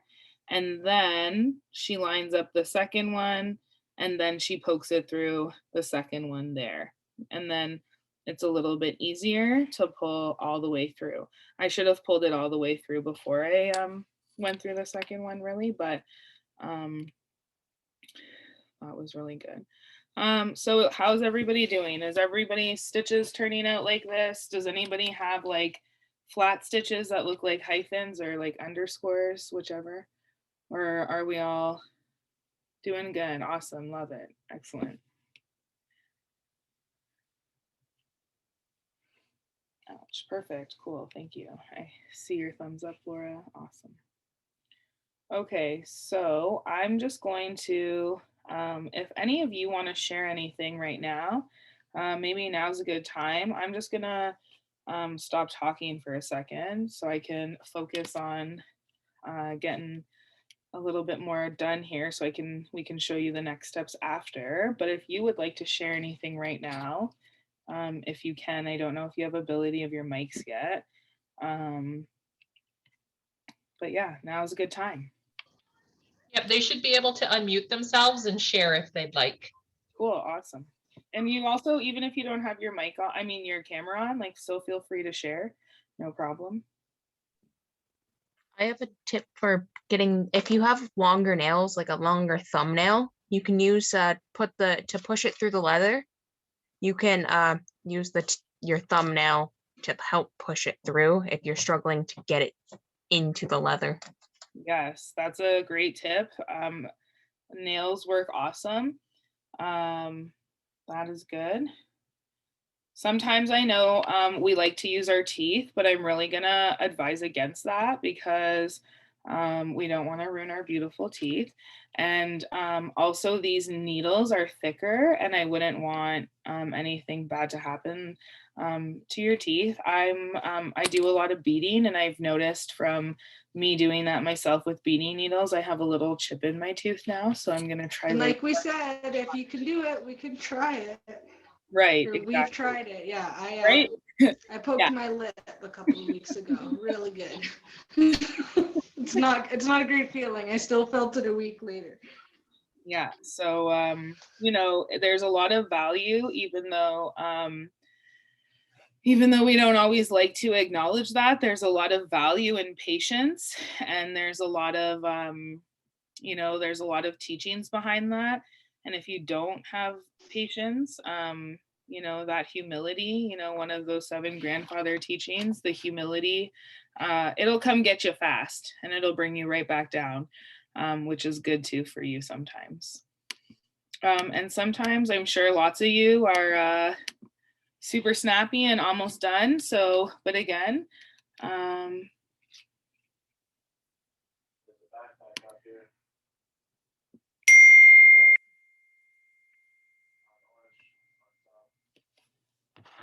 I also apologize for that intermittent dinging. I have no idea how to, I have no idea how to turn that off. I have a Mac and my texts come through my computer. So if anyone is better at computers than me and knows how to turn that terrible dinging off, otherwise I just apologize. I have no idea how to turn that off. If you know what it's coming from, you can usually go into your settings and control it from there. It's like when people text me, but it's also linked to my computer. Is it iMessage? Yeah, and even like my sound is off on my computer, I mean on my phone, but it still comes through the computer. So I don't know. I don't know. So I apologize. Hi. Hi. Funny. if you go to your messages and there's like a way you can check if you can like pin their conversation and you can turn the notifications off so you won't get no notifications from them. Okay, cool. Thank you. Awesome. You're welcome. This is why I love the youth. They're always so much better at technology than me. The other day, one of my grade 4s was linking all my Google Classroom stuff and was much better at it than me. Okay. So Caden shared a little bit of a tip. First, I didn't know what he meant because it said, but did you try high quality players? He actually meant pliers. Oh, pliers. Okay, yes. I was like, I'm not really sure what that means. Okay, so here's another nice tip or trick. So I don't know if you have any little pliers or even ones that are a little bit thicker. So I have these. I don't know if you have any like crafty people or trades like people in your house. These are the pliers, right? And so they're good for like just guiding your needle, right? And so the way that I like to use them, especially when I'm working with that tough hide, is so my needle is here, right? I've poked it through one side, went through the other, and now I'm gonna grab a hold of that and I'm gonna pull it, right? To be honest, also actually tweezers work really well sometimes. If you don't have a pair of pliers, I've used tweezers and those work well too. So if that's something you can access. Oh, sorry to hear about your pliers. Yeah, delicate, right? So sometimes maybe the hide will help you with that. But sorry about your needle, Kaden. Yes, that is a very yes, common with the crafts people. I was beading the other day and I broke 3 needles in one beading session that I had. And after the 3rd needle, I thought, well, maybe it's just time to take a break. Maybe we just, take a minute, take a breather. And we're gonna do that. We said we would take a break at around 8:30. And so I think I'll just check in. Whatever the answer is super okay. Do you want to take a break? Do you want to finish doing the threading part just around this and we'll finish this step and then we'll take a quick break? Do you need a break now? What are you guys feeling? Yes, please. Okay, so why don't we leave it here, right? And I do encourage you to take a break because I mean, if you can continue if you want, but then you'll be waiting for everybody. But it's also good to like move our bodies, right? We've been sitting, so let's like move our bodies. Let's maybe have some good water for us or take a drink. Go outside if you need to for a second. So let's take a break and maybe let's come back at, I don't know, 8:47. Okay, we'll take a 15-minute and then we'll come back. Okay, so just while we're on break, if you do have your camera on, that sounds delicious, Dakota. I'm super jealous. I would also like to order pizza. That's awesome. So let's take a break. If your camera is on, if you could just turn it off just for right now while we're on break, and then you can put it back on when we come back, just so we're respecting everyone's time and privacy. So I'm going to stop talking now and let's all go to break, okay? See you in a bit.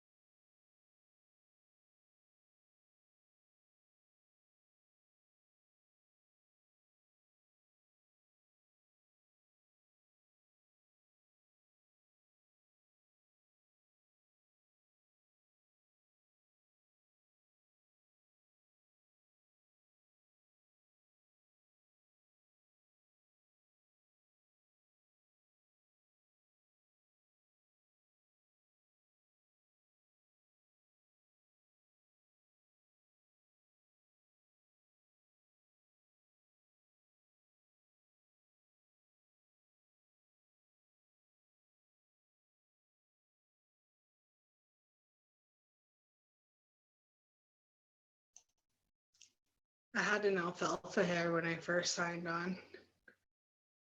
It was like,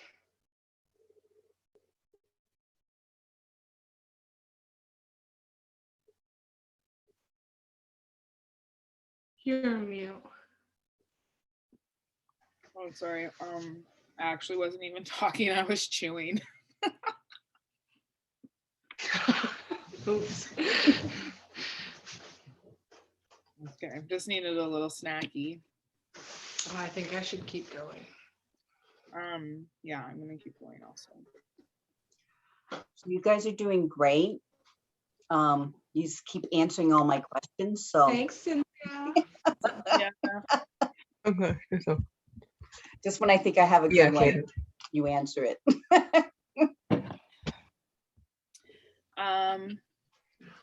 Laura? Oh, I hit that by accident. Sorry. Oh, okay, no problem. No problem.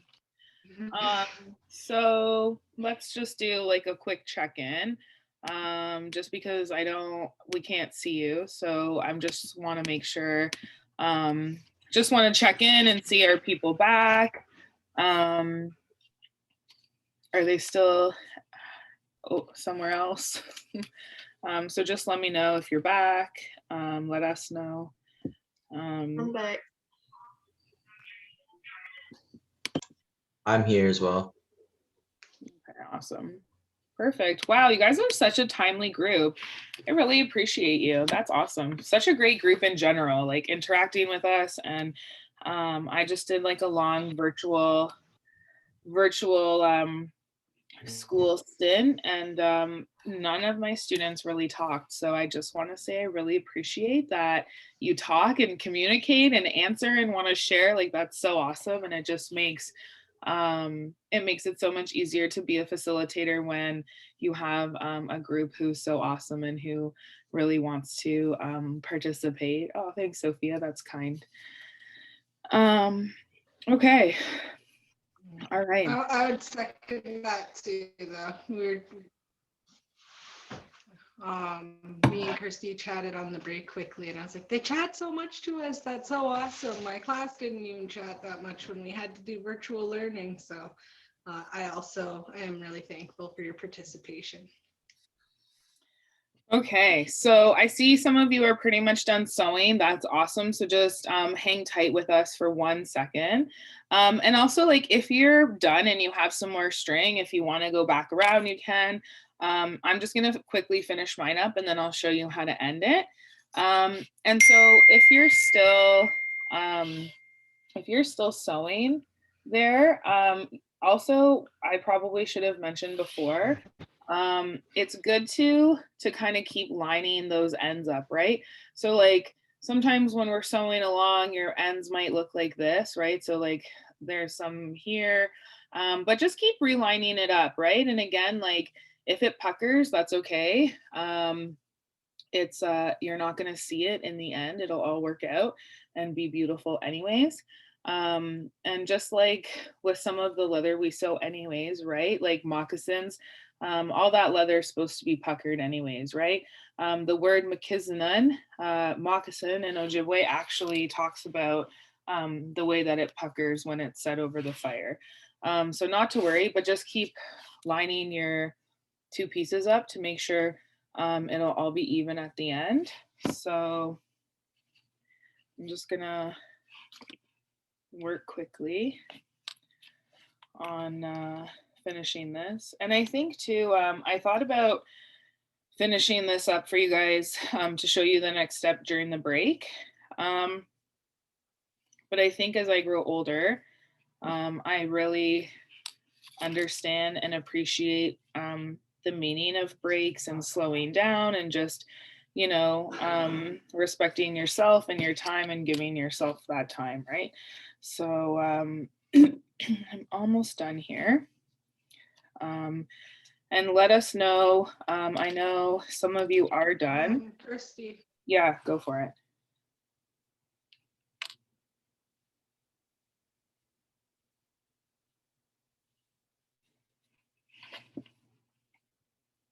Sorry, Kirsty. I was just going to tell them the funny story that I Yeah, had go mentioned for it. on Yeah, break tell us all.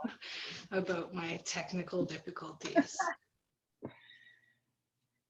Yeah. So earlier before the break, we were mentioning technical difficulties, and just as you guys had mentioned that, I realized that I was wearing my headphones the entire first half of the session, and I took them off for a moment just to realize that the entire time I was wearing my headphones, I was really just set up to the computer audio, and they were really just there for show. They weren't working at all. But that also leads to us not being very technical savvy as the rest of you. So you might hear Kirsty's texts are still going on in the background. We know you said how to do it, but we're still not understanding. So I we really apologize. tried. I tried the pinning. I tried turning the notifications off, and it's still dinging. So, and like really, like we're not even that old, really. So, we're just like not technical people.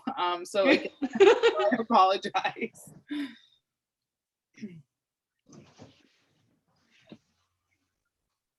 Okay, ouch. So just let us know as you continue to finish your medicine bag, well, this part of it, just let us all know when you're done sewing it up. Ani, Jason, Miigwechki Bajayan, thank you for coming and stopping by and having us. We appreciate it. So as you finish your medicine bag, just let us know where you're at and when you've come to awesome. So again, like you just want to stop your stitching right about, so like here is where they kind of meet. So maybe just stop your stitching just before. If you went right to the corner, not a problem, but just try to, you know, leave yourself a little bit of room there. And yeah, let us know. Yeah, that's okay. No worries. It takes, some people take longer. Some people are quick. Some people are meticulous. Don't worry about where you are. If you're 1 stitch or 5 stitches in, or if you're completely done, I think we're still in really good shape for time. So just keep going and don't worry. Like if we move on and miss a step, we will certainly go back for you. And don't worry about it. Okay, so just keep working at the pace you're working at. And we'll definitely come back and show you every step when you're ready. Okay. Also, I started before our workshop started, and I'm still not done. So everyone goes at their own pace. Right. And I just broke my second needle. Oh no. Okay. So I'm almost there. And then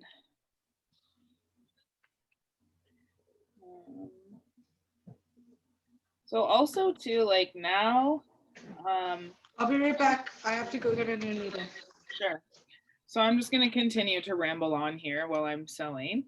And so just what I wanted to share with you now is that this is, so it's really important for us that we shared those perspectives with you, right? Those Ongohone and Anishinaabeg perspectives about the medicine bag and the uses around them and how we personally use them and what we've been taught by our knowledge and elders and knowledge keepers and all those people that we sit with.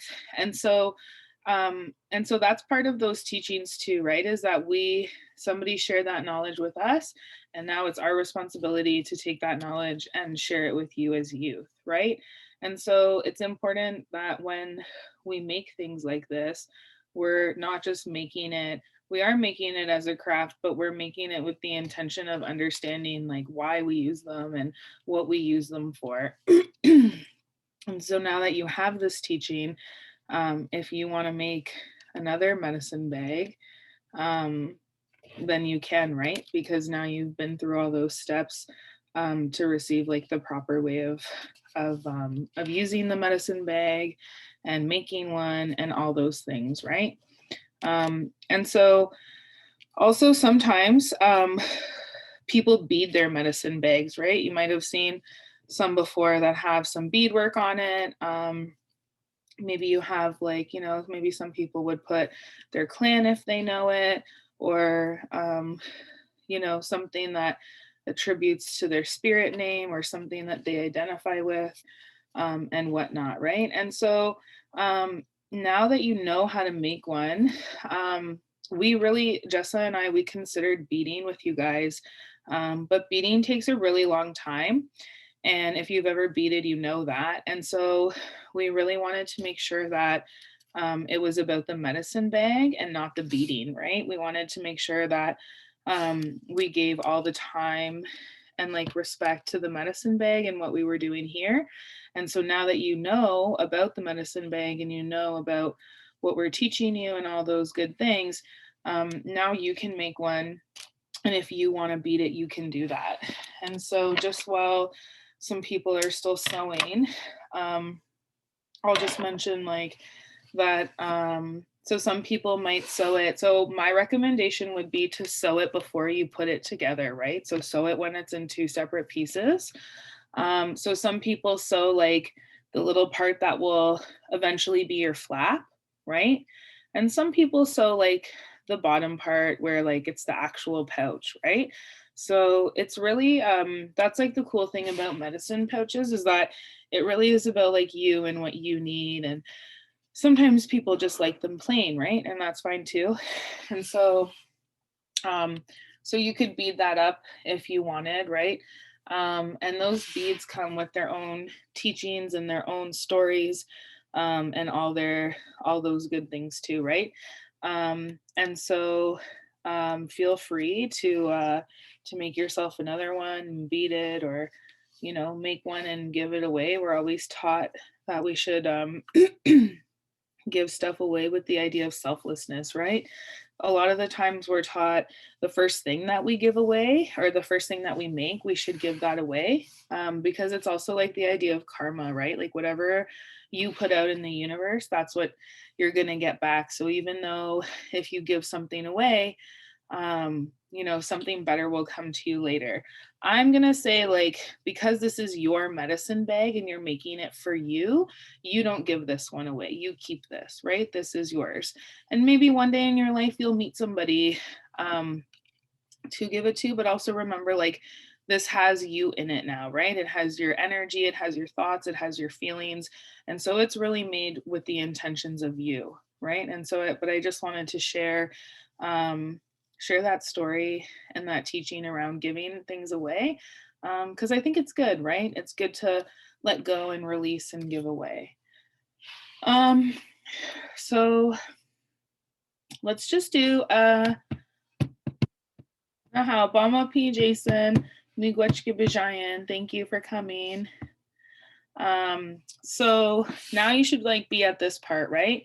Well, not should be, if you are, that's where I'm at, right? So let's just do a check-in. How far are we on? Are lots of people pretty much, do they have them sewn together? Do some people need a little bit more time? Okay, perfect. So I see there's a few people who are ready to move on. So like I said, I'll move on. But then if you're still working, please keep working, okay? Not to worry, keep working. Don't feel anxious that you'll get left behind, because we will definitely take the time to come back to you, okay? So for those of you who are done, your needle will still be attached, right? And so all you're gonna do is you're gonna cut it, okay? So cut it, but like cut it a few inches apart, okay? Don't cut it right here, right at the medicine bag, cut it out here, okay? So I have like, you can see I have like maybe like an inch or two left right here, okay? So I'm gonna show you the two ways that you can tie it off. So I have my little end here. Okay, so remember initially we only split it in half, right?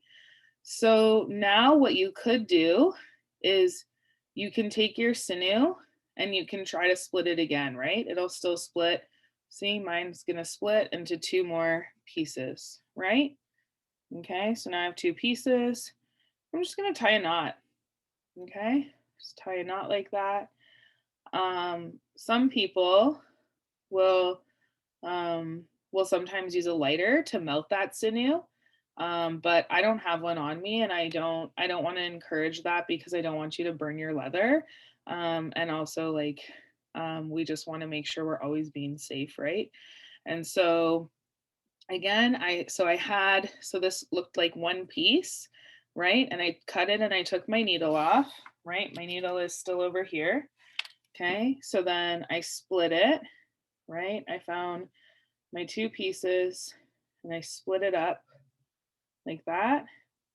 Okay, and then I tied it just like I was tying my shoes. Okay, so just in like a double knot. Okay, so once you got your double knot there, right, because we wouldn't want it to fall apart. The sinew is very sticky, so it's very unlikely it'd fall apart anyways. And you've looped it so many times, it'll be fine. So now I've double tied it, right? And I have a little knot here. And again, like no one's gonna see it, so don't worry. And you can just trim that up. Okay, so now I have like a couple little spikies, and that's fine. If you want, you can trim it right down. If you want to trim it right down, or you can just leave it, right? Because you won't see it. But the most important part is when you trim it, don't clip the knot, right? Because you don't want to untie what you just did. Okay. Okay, so once you're done that part, let us know. Okay.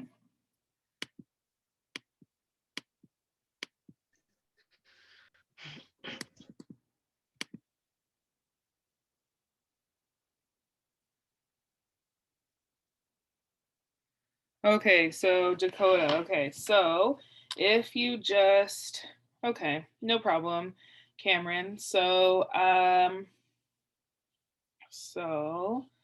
just gonna backtrack.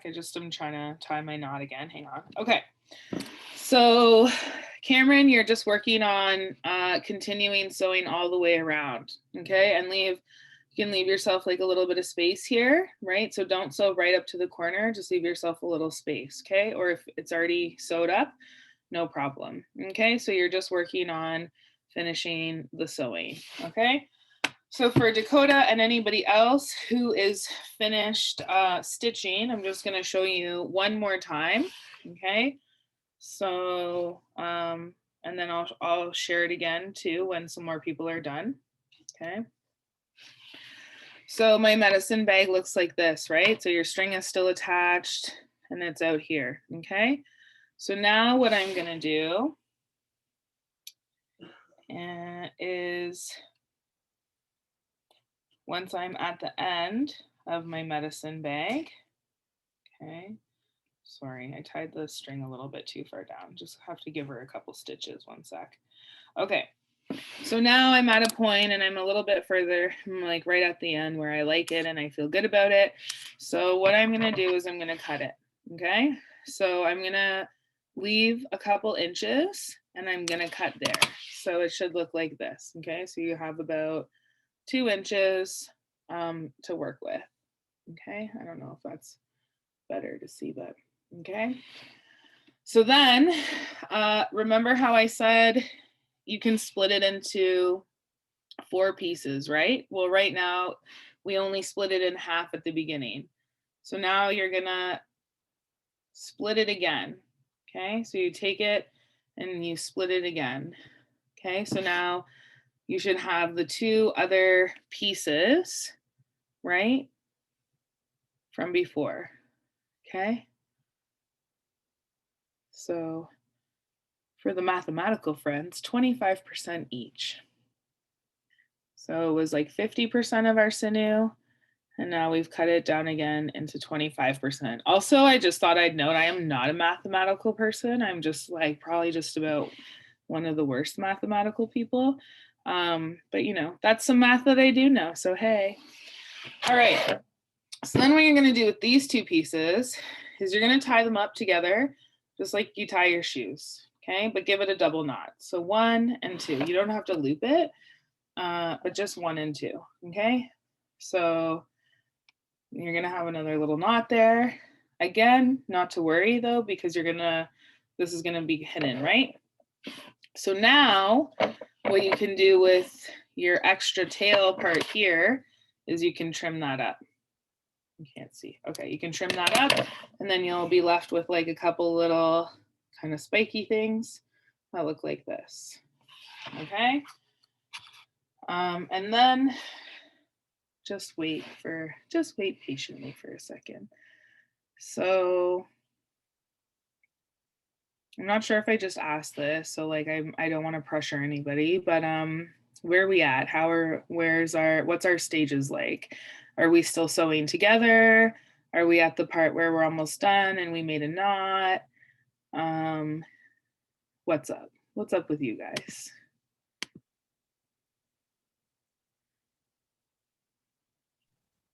I made a knot. I'm ready for the next step. Okay, awesome. Okay. I made a knot. I'm ready for the next step. Cool. So Kirsty. Yes. Awesome. So I was just gonna say, for those who are ready for the next step, we're putting the shell on next, right, Kirst?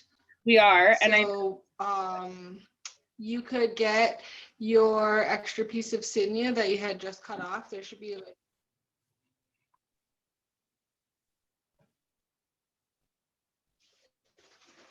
So I think I don't know for everybody else, but I didn't hear the end of what you said.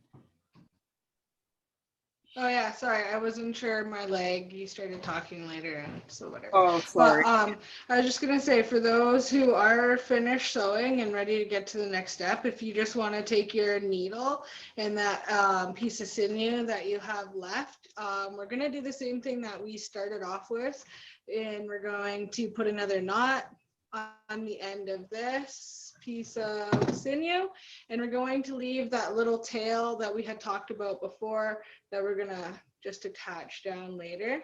So the same step you did when we were getting started to sew, we're going to need to get our sinew threaded onto our needle to start our next step. So that's one thing that you can get started on if you're all finished with the sewing up the sides.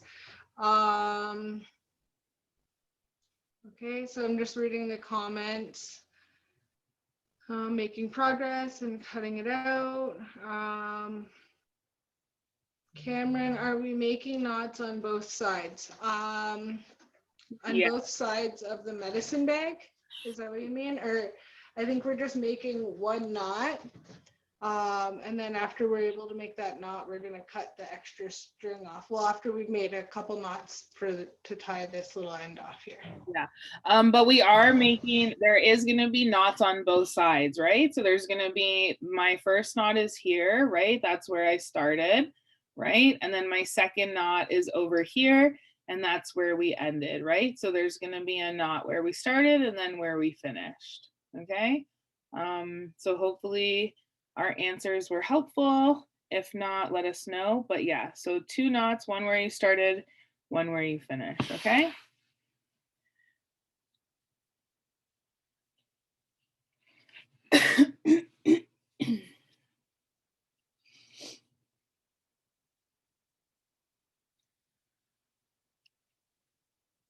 So also, just before you guys get started on the shell, something that I like to do is right before I get started, I like to just like check out my medicine bag, right? I like to just see how it looks, right? So, okay, 1 second, Dakota.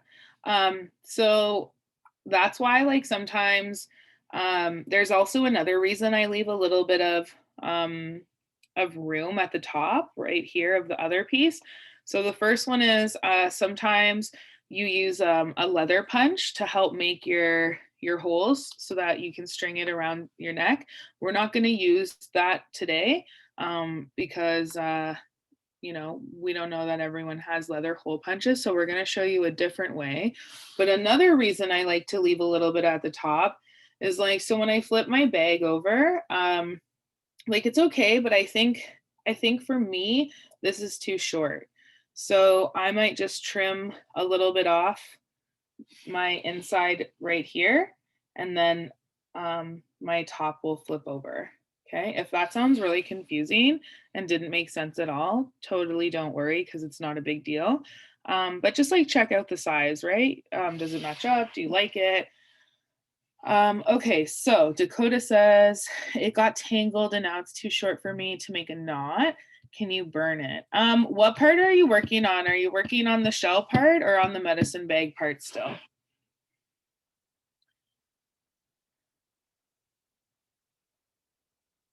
Medicine bag. Okay. Yeah. So you could burn it. Again, like, right, fire safety, please, like, really be safe, or ask somebody to help you. But the one cool thing about sinew is that when you do burn it, it like shrivels up a little bit and it melts and it gets really sticky, and then it sits there. Okay. I know, but I know I appreciate that, but I still have to, like, you know, make sure you're all right. All right. And being safe. So yeah, you can burn it a little bit, but when you burn it, have you done it already? Okay, I'm gonna show you, just 1 second. I'm gonna grab a lighter.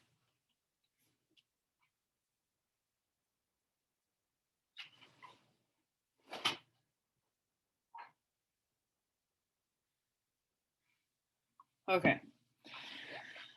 So you always want to make sure that whenever you burn any string or anything, you don't leave it long, okay? Because that leaves room for unsafe happenings of the string like kind of going crazy and then like dripping and burning onto your leather. So you want to make it super short. So, okay, real short, right? You can kind of see it. So really short, right? And then when we burn it, we just do it a little bit. And then I like to use the end of my lighter just to smush it in for a little bit, okay? And you'll see it melts and it'll just kind of like melt right into the leather. Okay, so that's what it'll look like. It doesn't smell great. I'll let you know that now. Okay, but again, make sure you're safe, please. Jessa will tell you what the shell button is for, so I'll hand it over to her. She's gonna take over the next part. Does anybody need, before Jessa starts on the shell, does anybody need anything for the outside of the medicine bag, what we just did? Are y'all still good? Even if you're still working, that's cool too. Jessa will go back over it. But are there any questions before Jessa starts? Also, Jessa, just remind them to flip it inside out. All right, I will pass it over to Jessa.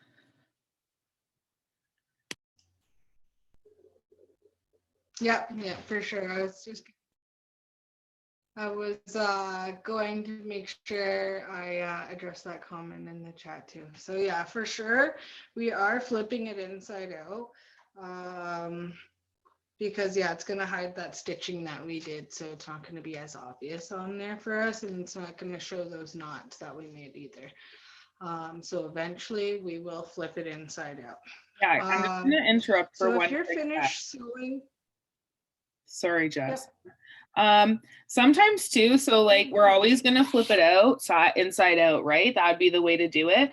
Especially because then it hides those pen lines.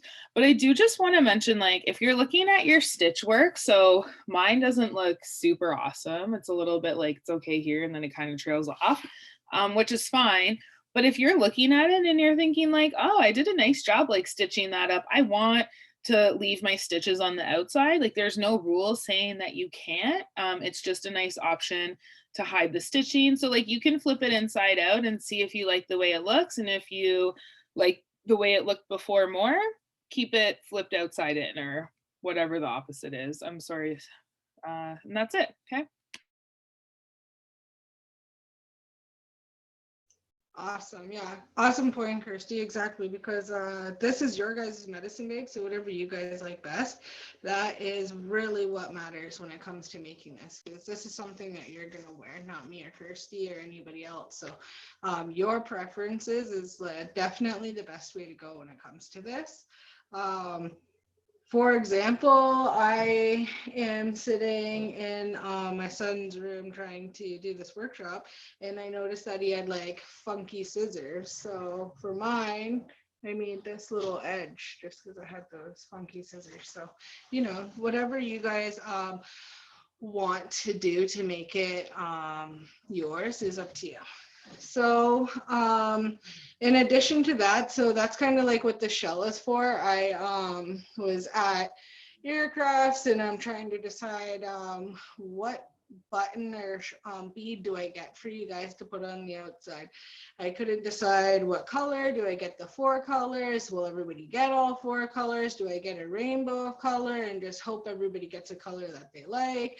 I was like really torn up over it because I wanted to make sure that you guys had something that you liked to put on it. So the most neutral thing I could find where everybody could get the same thing was this shell. That being said, if any of you do have any crafty people in your family, if you have any other craft kits going on at home, anything like that, if you have a bigger bead, I would suggest a bigger bead because it's gonna, the leather needle will have to go through it. So like your small seed beads that we do beading with, they're probably not gonna work for this, but if there's something at home that you would prefer to use over the shell, I really encourage you to go and grab that. But otherwise, I think the shell is a pretty decent option. And I thought, you know, you kind of have the option between which side you want to show. I wasn't even sure which side I wanted to show because this side is really shiny. So that's the one I ended up choosing, obviously. But I even thought that the back would be like kind of really nice, a little bit like, I don't know, like rustic or something was the word. But it kind of just shows like all the little grooves in the shell and stuff like that. So, and it's got a little bit of like a coppery color in there. I don't know if you can see that. Yeah, right there. So yeah, up to you which way you guys want it to show.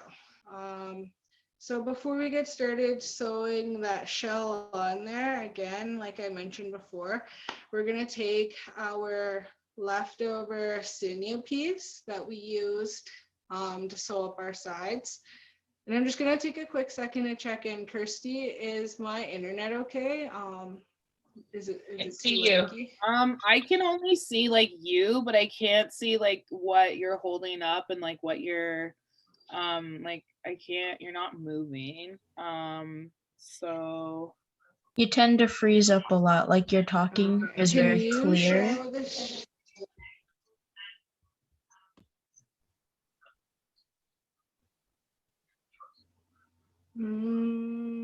That is a bummer.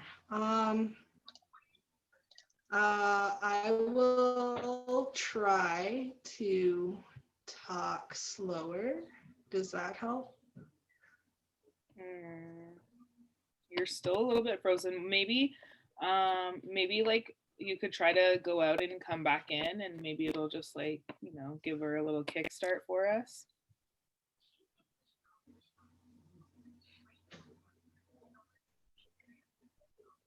Sorry, Kirsty, what did you say? Oh, I said, I can't, you're still like, I can see you, but you're frozen. So maybe if you go out and come back in.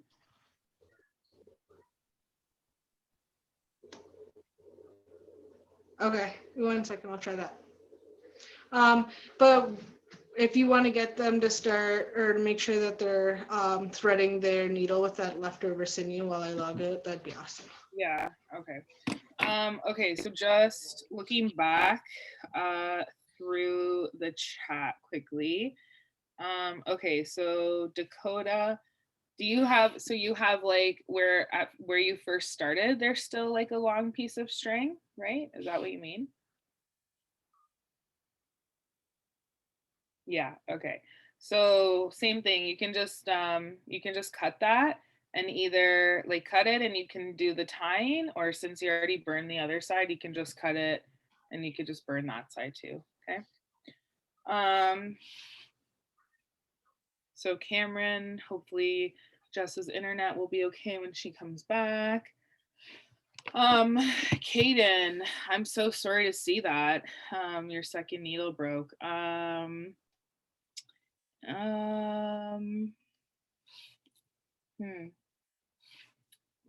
let me just think about that for a second.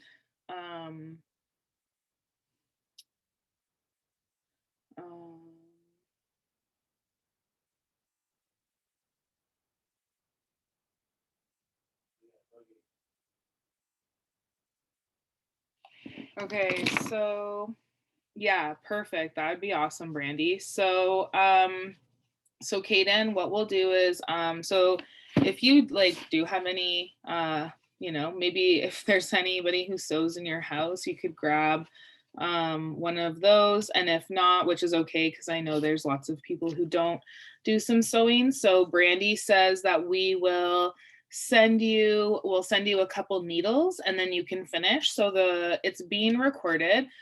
So still stay with us and watch us, and you could probably still work on the shell part. So I think my shell is a little bit bigger than Jessa's shell and the shell that you have, but that's okay. But it still should have the 2 holes, right? And so you might be able to take your sinew and just thread it with your hands, right? And so I know you won't be able to finish that, but like stay with us, you know, soak in the process, see what we're doing, and then we'll definitely send you one, and then you'll be able to finish. And like I said, it's being recorded, so hopefully not to worry. Okay. Yeah, that's awesome. Okay, well, welcome, Clayton. So it's a good time. We're actually just waiting for Jessa to come back. And it's being recorded. So if you could grab your kit, do you have your kit with you in front of you? So if you could grab that, scissors and a pen, and we'll try to catch you up a little bit, okay?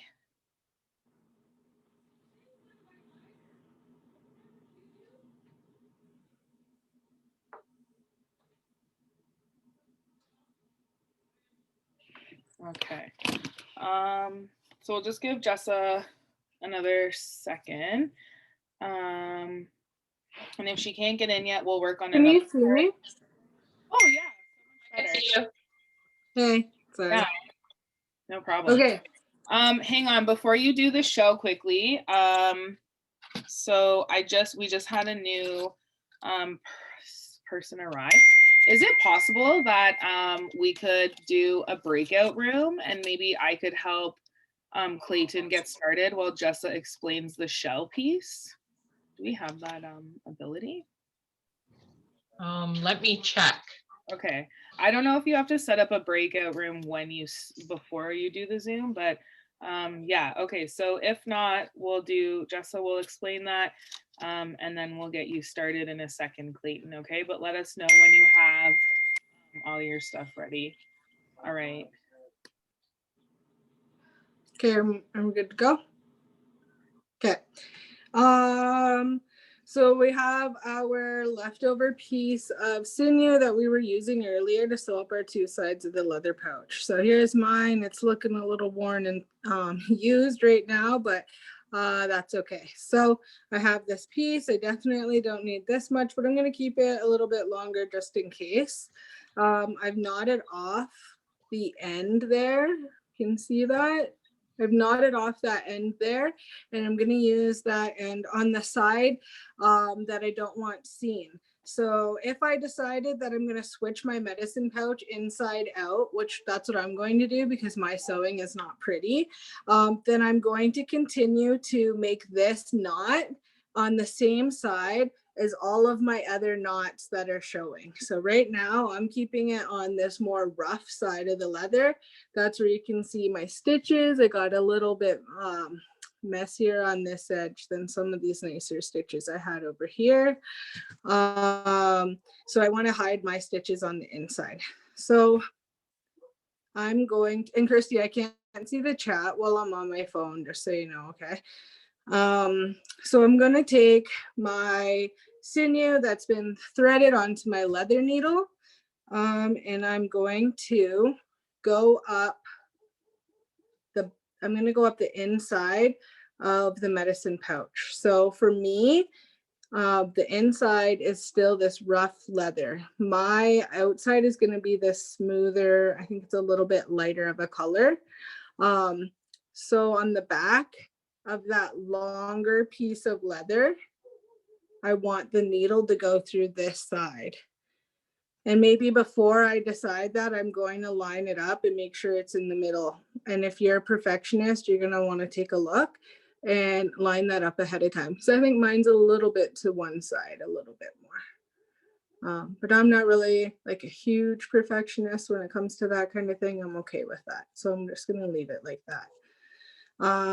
So again, they're going to poke the needle through the side that we want our knot to show on.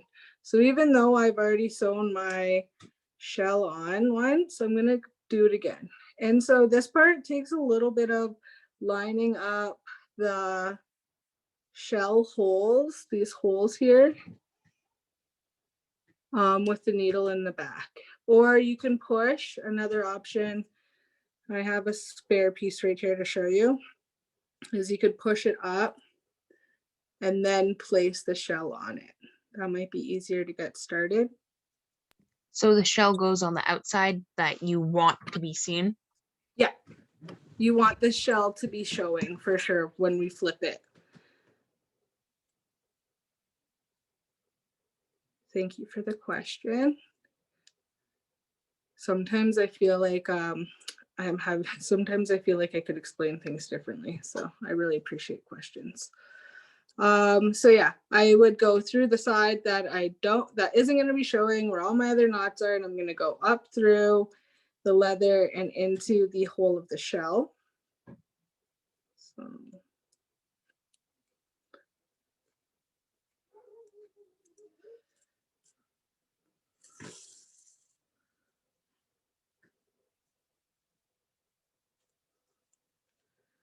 So once you do that, it'll be coming up through here.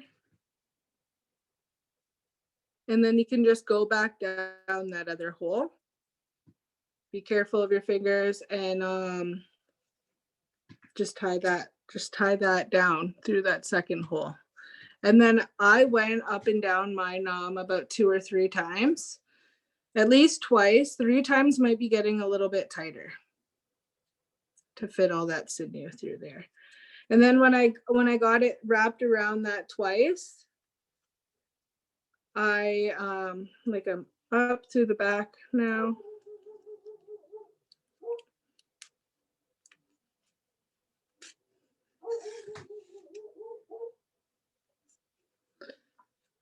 So like this. That's my res dog. Sorry, guys. I did see some of the chat there. So I am going back just to check. 1 second. Kirsty, can you see there was a comment about the shell? Yeah, so Avery's asking, do you put the shell on the inside or the outside? So the shell is going to be on the outside. For me right now, it kind of looks like it's on the inside for how I'm making it though, because eventually I want to go like this. And when I'm all completely finished, I want this side to be the side that's showing. And it's going to look like this when I'm finished sewing it all up and when I get my shell on and everything. And when we get the string attached to these ends, it's going to be on this side.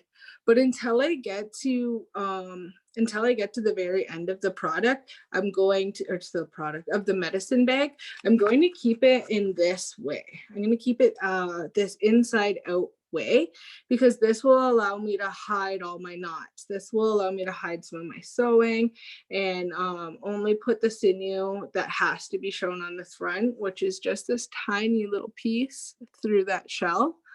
And then yeah, so while we continue to work with it, we're going to work with it inside out.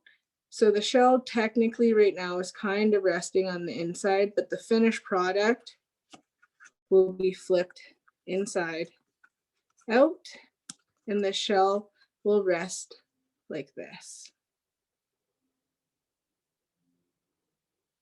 Okay. Does that clear it up a bit?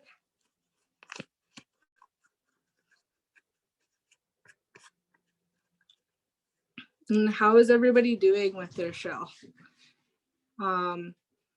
Once you've wrapped it around twice, you're gonna, what I did with it, I have 2 pieces of thread going on here because I already had it started earlier.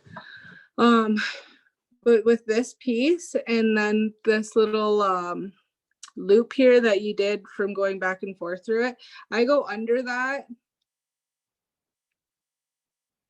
like this with the needle. Oops, just dropped it. 1 second.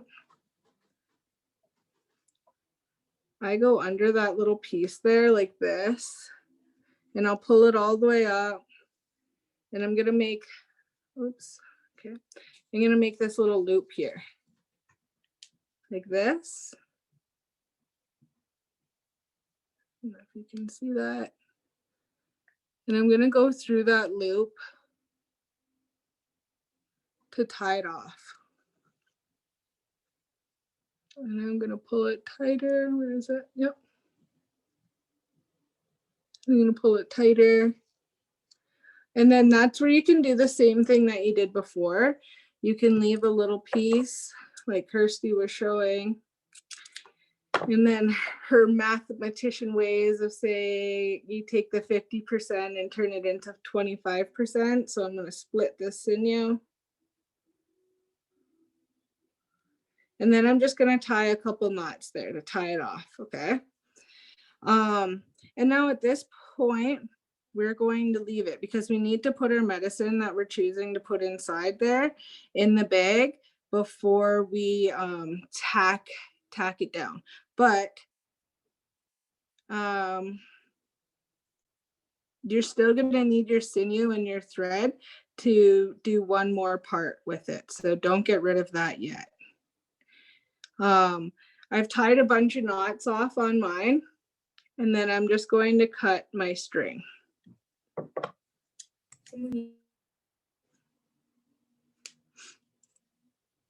Pardon?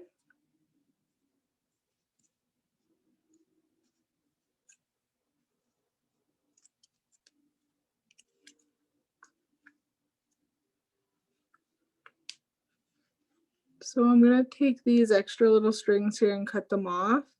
Remembering that this is the inside, you can't see it. But I just don't want a bunch of dangling strings in there for me.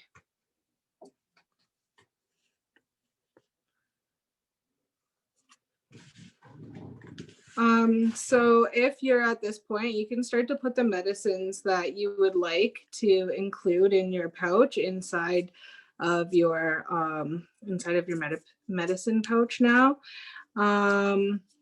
So I'm gonna do that for myself. Is there any questions right now?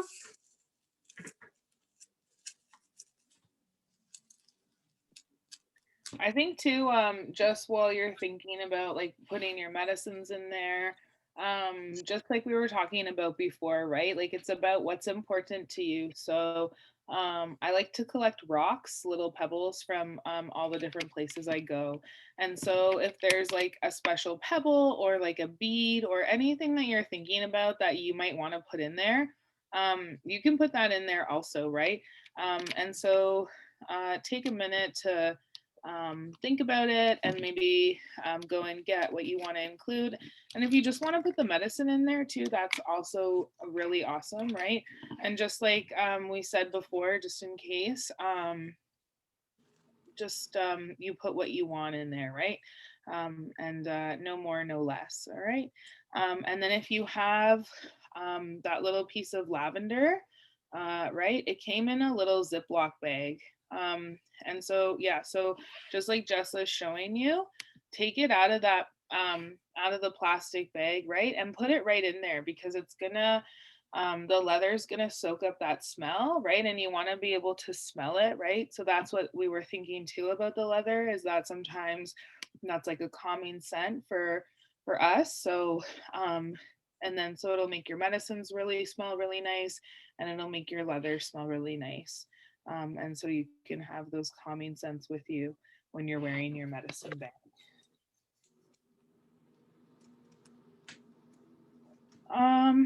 Clayton, how you doing over there? Can we, do you want to cut out your pattern? Do you want to wait until you see the video? What do you want to do?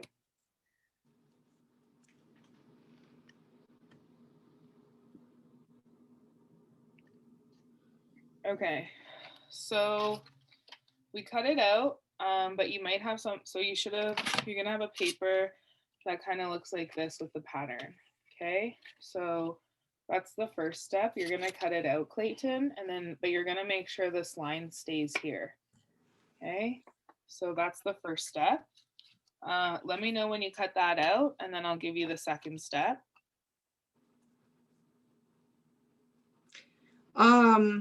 Kirsty, Yes. for the next step for the other participants, are we going to attach our side strings, or like the side string first? Sure are. Yep. Fabulous. So where'd my medicine bag just go? Okay, so also I just have to advise you, because I'm now playing the very dangerous game called I Lost My Needle. And so I stepped away for a second, and I forget / I'm not really sure where my needle is. And so it's always important to keep track of your needles, well, because they're important for your craft, but also if you step on them, they really hurt a lot. So especially when you unsuspectingly step on them. So make sure, you know, you take a look around every once in a while and you see where your needle's at. Because yeah, I'm sure that'll be a fun surprise later. Okay, so now what you're gonna do is, so again, it's up to you, right? Like it depends how much sinew you have left. You really don't need a lot for this part. You maybe only need like this much, right? Because so that's like from my fingers to my elbow, right? So I think it's important to note that, like, even though I said earlier, it's easier to take it away than to add on. We don't need to use a big, huge piece of string for this part, because at some point, like, it just, like, you know, becomes tangled up. Jessa, Summer is asking if you could show the button again. So maybe you could just do that one more time, and then we'll move to the next part. Yep. Sorry, 1 second. Okay, yeah, sorry. So you're gonna take your medicine pouch. I can't flip mine inside out right now just because my medicine and my sorry, 1 second here. Oh my, 1 sec, sorry. Okay, so my medicine is already in my pouch right now. So you can still do it this way anyways, because your knot is still going to be on the inside, whether it's flipped inside out or not. So mine is flipped the way that I plan to keep it right now. But you will poke the needle through the side that's not going to be shown. So this is the side where we're putting the medicine inside, and this is the side that you start on. So you're going to poke the needle through here, and you're going to go through the shell and up. Then when you get up through the shell, then you're going to go down through the other side of that shell and straight through the leather. And then once you're there, you'll it'll look a bit like this. I'm just gonna, so you'll be back through on this side. And then you're just going to repeat that step one more time. Go through the side, that you don't want shown. And this part is a little bit hard because you're trying to line it up with the shell. But if you poke near where you think that shell is going to, where that hole is, so see, the hole is right here for me on my shell. So even if I poke the needle somewhat near where I think that's gonna come up, I can then put the needle through the shell afterwards if I'm having a hard time lining it up from underneath. That way you can just pop the shell on when the needle's already through. Once you've done that, you'll have looped around the shell, and underneath there'll be a little like stitch mark. And then that's where you can create a loop. So like this, 1 second here.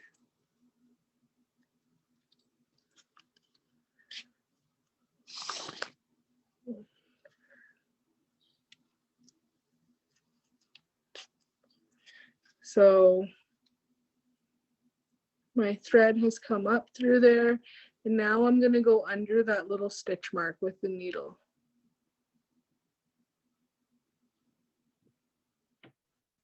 Like this.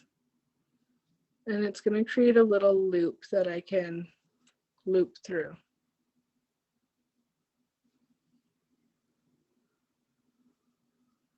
And that's going to let me tie it off. And then once I'm at that point, I'll cut my sinew. And then I just want to cut mine right now because I still need some. But I'll cut my sinew and then I'll split it in half like Kirsty mentioned earlier when we were tying off the bag. And then I'm just going to tie that in a couple knots. Does that help?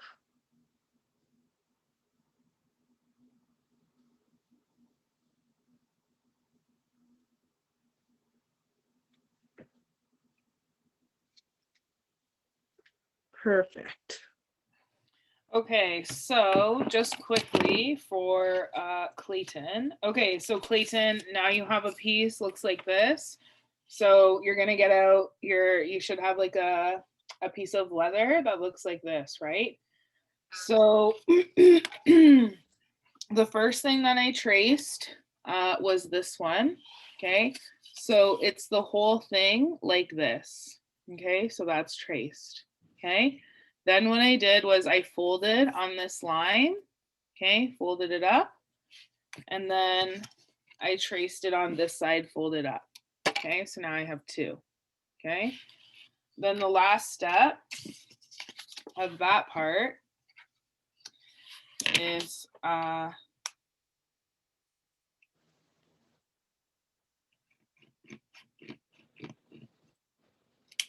okay, so then, oopsie, sorry. Okay, let's try that again. Here we go. Here we go. All right. And then I took where that fold line is and I made myself another line here. Okay. So don't cut that line, right? You leave that and then you cut everything else out. So cut the entire thing out and then cut this out. Okay. Does that make sense for now? Okay. Okay, perfect. So I'm going to leave you with that. You do that, and then we'll try to catch you up on the rest after. Okay. Could I just interrupt for just a quick second? For sure, yeah. I just want to read a message from Kathy. I'm sure everybody has seen it, but I'm going to read it out anyway. It says, hello, everyone. Wow, I'm so impressed with all of your hard work. Such an amazing craft that you will hold close to your heart throughout your life. Just wanting to let you know, if you hashtag your creations and your engagement into today's craft, you can earn 150 points, hashtag to the #sign NEPAM or #sign OK 2021. Thank you. Awesome, perfect. Yeah, so you should do that, get yourself some points. Also, of course, we want you to share the medicine bags because we think they're awesome, and you know, we're a little biased, but that's all right. Okay, so now you have your medicine bag and you have your shell on it. Mine doesn't have a shell on it, but that's okay. I just didn't, mine is like much too large. So I'm just gonna leave mine off, so not to worry. So mine's, I'm gonna just turn it inside out quickly. And also, like, when you turn it inside out, like, don't be shy, right? The leather's you know, like, don't hulk out on it, but push your finger to the edge, right? Make sure all those edges they come out, right? And so you can be a little bit you can push, and then it'll form really nicely, right? Another message from Kathy just says, also, if you take a photo with your goodies that you received from the NEPAM delivery staff, and again, hashtag NEPAM, then you get 75 points. That's awesome. The goodies in the swag bag was always my very favorite part of Opportunity Knocks, or really anything that's done. I love swag. I think swag's the best. So Alexia, I'm sorry, where do we post them? So where do they post their pictures?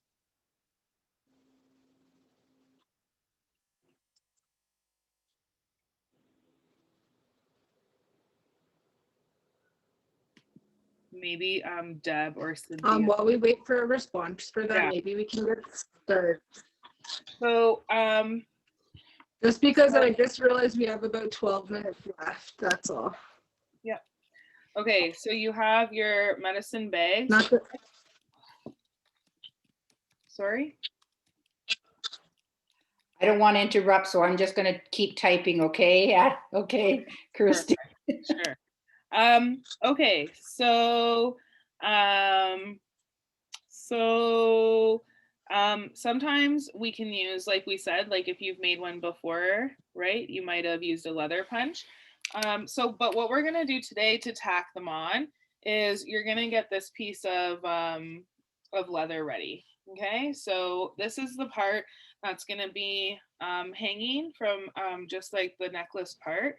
Okay, so before you tie it on, before we attach it, you want to make sure that it's like a good length for you, right? So I measured mine, I put it on my neck, and I like this height, right? If I pinch it together a little bit, I know I can take it off, right? Because both ends are gonna sit in the bag, so you won't be able to tie it on like a necklace, right? So just measure it up.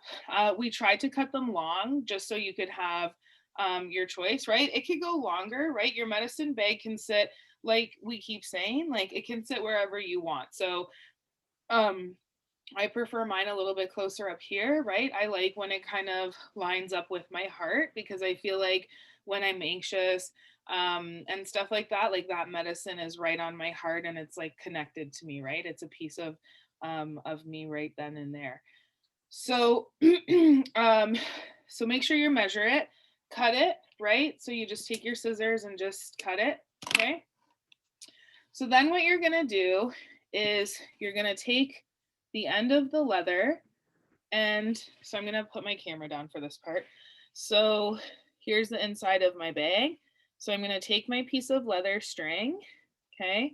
And I'm gonna put it right on the crease here, right where I was sewing before. And I'm gonna put it right there, and I'm gonna give it like some extra slack, okay? So I'm not gonna put it right up here, right? Because, sorry, I realize now you can't see that. So I'm not gonna just put the small piece here, because then that's easily breakable, right? So give it like an inch, right? Or a little bit more, whatever you can afford. And just put it down in the medicine bag a little bit and line it up with the seam, okay? And then when you're ready, right, you're gonna take that piece of sinew and you're gonna put your needle back on there, okay? And you're gonna do the same steps just like you did before at the beginning. So you're gonna have your needle, right? My needle has a little tail, okay? And then my other end has the knot, okay? A bunch of people look frozen to me. Am I frozen, or is everybody else frozen? Can you all still hear me? Oh, I'm frozen. Okay, all right. You're good. You're good. You're good. Okay, perfect. Okay, great. So Okay, so my needle, right? It's threaded. I have my little tail, and at the opposite end, right, I have my knot. Okay, so so that should be good. Okay, so flip my screen down again. So now, so I'm gonna put my first piece of leather down in the seam there. Okay, and I'm gonna do the same step as I did before. So I'm gonna put my needle down here and I'm gonna go through it, okay? And I'm gonna pull it and I'm gonna pull all the way, okay? So now, again, I have my knot here, okay? And it's gonna be inside of your bag so nobody sees it, okay? So this time, instead of going around and doing the blanket stitch like we did before, so this is where my needle came out, okay? So this time we're gonna go right back through there, okay? And we're gonna come out the side, right? You wanna make sure you hit that leather for where your necklace piece is, and you're gonna come right up beside where your initial knot was, okay? And you're gonna pull again, okay? So I'm gonna say like 3 or probably, so just watch your necklace part, like you might get it stuck in there, but that's okay. Again, pull tight, okay? So now I have 2 here, right? And then I'm just gonna try to line it up as close as I can so all my stitches are kind of in the same spot.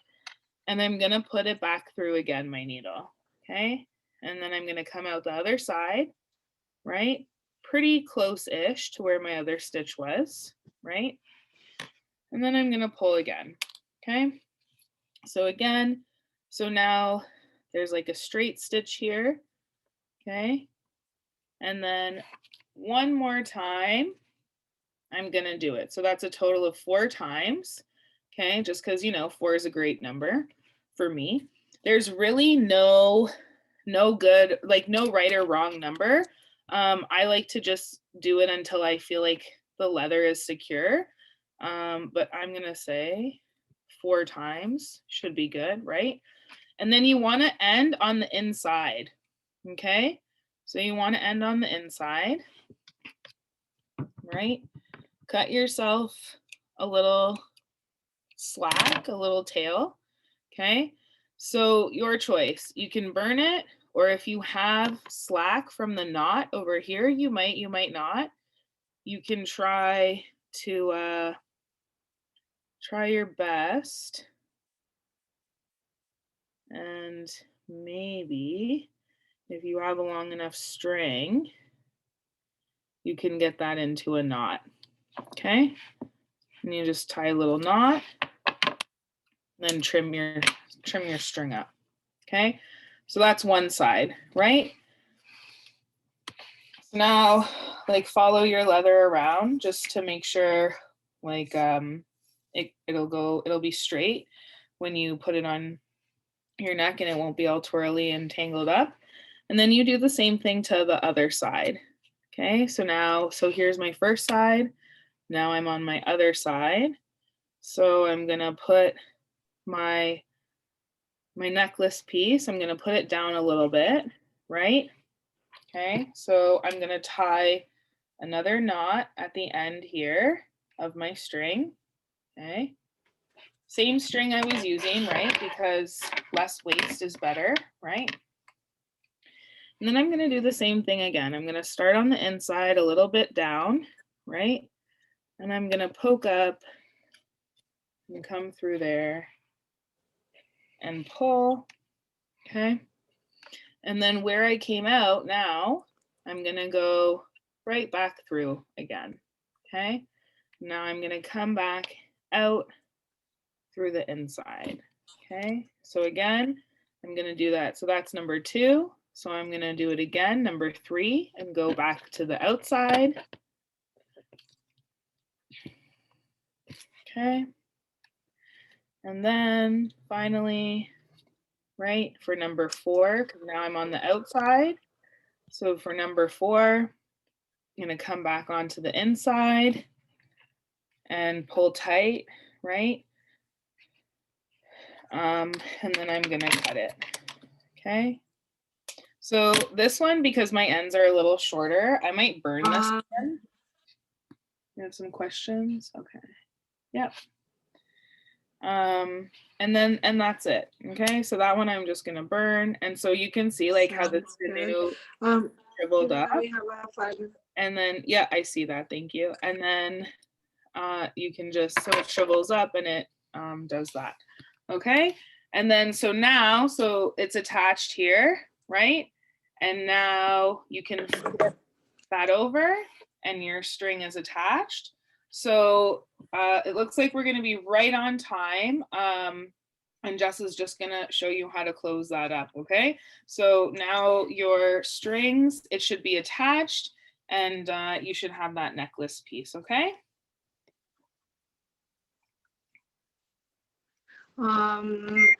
So yeah, just one quick note. I know that some of your strings might not be perfect the way that you cut it. I would encourage you to tidy those up, especially if you're more of the perfectionist type. You're definitely going to want to tidy that up. So there's that option. But I just want to quickly make sure that we get to show how to tie this down. Because you guys will have access, I do believe, to watch the recording of this if needed. So just want to make sure that we can get this part in on the recording. Okay, so now that we have our string on and our pouch is sewn up, we have our longer flap hanging over and our shell is on the outside of that. So what you're going to do to tack it down is you're actually going to find a spot underneath that shell. So for me, I'm going to lift this shell up a little bit, and I want to put my needle and my sinew right through here. So again, we're going to have our needle threaded with a knot at the end, right there.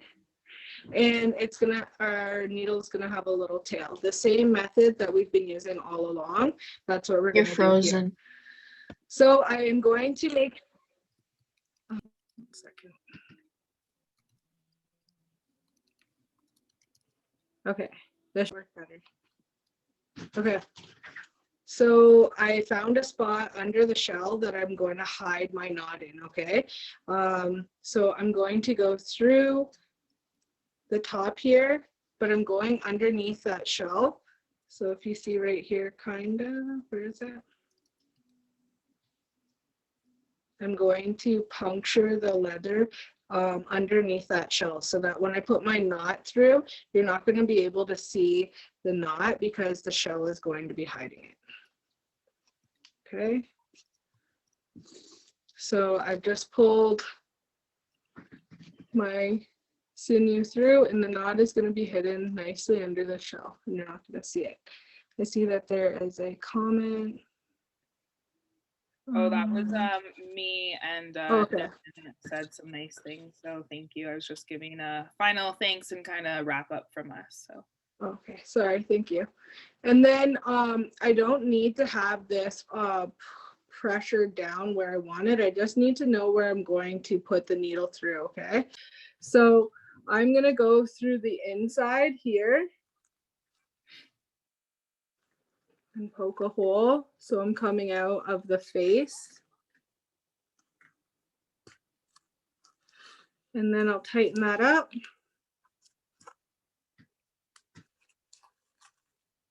And it's gonna rest like this. And then underneath there, I'm just going to, this string, I'm gonna go underneath that string to make a loop. And I'm going to make that tie through that loop. Tighten it. And then I'm gonna do it again.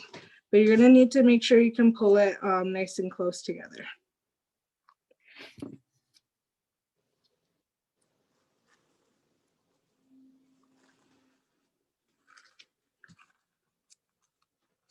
So just working underneath the flap to tie the knot together. And then once I tie it off about like 4 times, like Kirsty was saying, for the other part there, then I'm going to cut it. So I have, again, I'm gonna do that part where you have a couple inches left to tie a couple more knots off. So I've just done that a couple times there. I'll take this piece.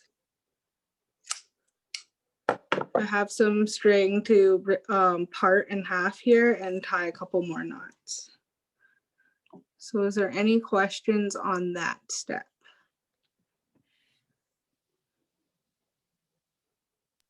There have just been a lot of comments that they've enjoyed the workshop, enjoyed the teachings. I definitely want to thank you, Kirsty and Jessa, for being our facilitators. And thank you for being so engaging and talking to the crowd, because I am an 8 o'clocker, so I'm like sleeping here. So I'm kind of glad my picture has frozen. But I have really enjoyed listening to you for the last few hours. I think it's been fantastic, and the youth have really enjoyed this workshop. Awesome. Well, miigwech and miigwechki Vijayan, that means thank you for coming. I also too am an 8 o'clocker. So I keep trying to yawn a little bit. But it was so nice. And again, your energy was so great, and it was really cool. So yeah, so if you didn't finish, not to worry, you'll have access to the recordings. And even if you're still not sure, please reach out to somebody from NEPAM, whoever your connection is, and they have our information. And so even if you need further help, don't hesitate to reach out, because also I'm also infamous for this, but there's a really good teaching about finishing what you start, right? And Jess is laughing because she knows. And so there's a really good teaching about that I'm now trying to go back and finish my projects, because you just don't want to let it hang in the balance, right? And you want to give the time to honor that deer that gave its life, and all the time that you already just spent here, and all those good things that come with the work that you just did, right? So definitely make sure you reach out if you need help, watch the video again. Yeah, thank you for being awesome. Yeah, Nyago, everybody, for coming and for your participation today. It's really awesome. And I'm just really grateful to have been a part of it, of Opportunity Knocks this year. So thank you again. Awesome. Well, thank you, everybody. Definitely see you tomorrow at 5 o'clock for the second day of Opportunity Knocks. Thanks for coming. Mama P. Awesome. Happy point earning. I seen what that prize is. That looks exciting. I'm not even involved and I'm pumped. I'm like, oh, I want to know what the prizes are. I'm pretty excited for you guys. I hope you win lots of awesome stuff, because like I said, there's an iPad, they said. That's awesome. That is awesome. And don't forget to post those pictures. Yeah, post the pictures too, because we love seeing your work and it makes us proud. And you guys are some pretty awesome youth, and so we want to share what you're doing with lots of the community. Ona. Mama P, go up, man. See you later.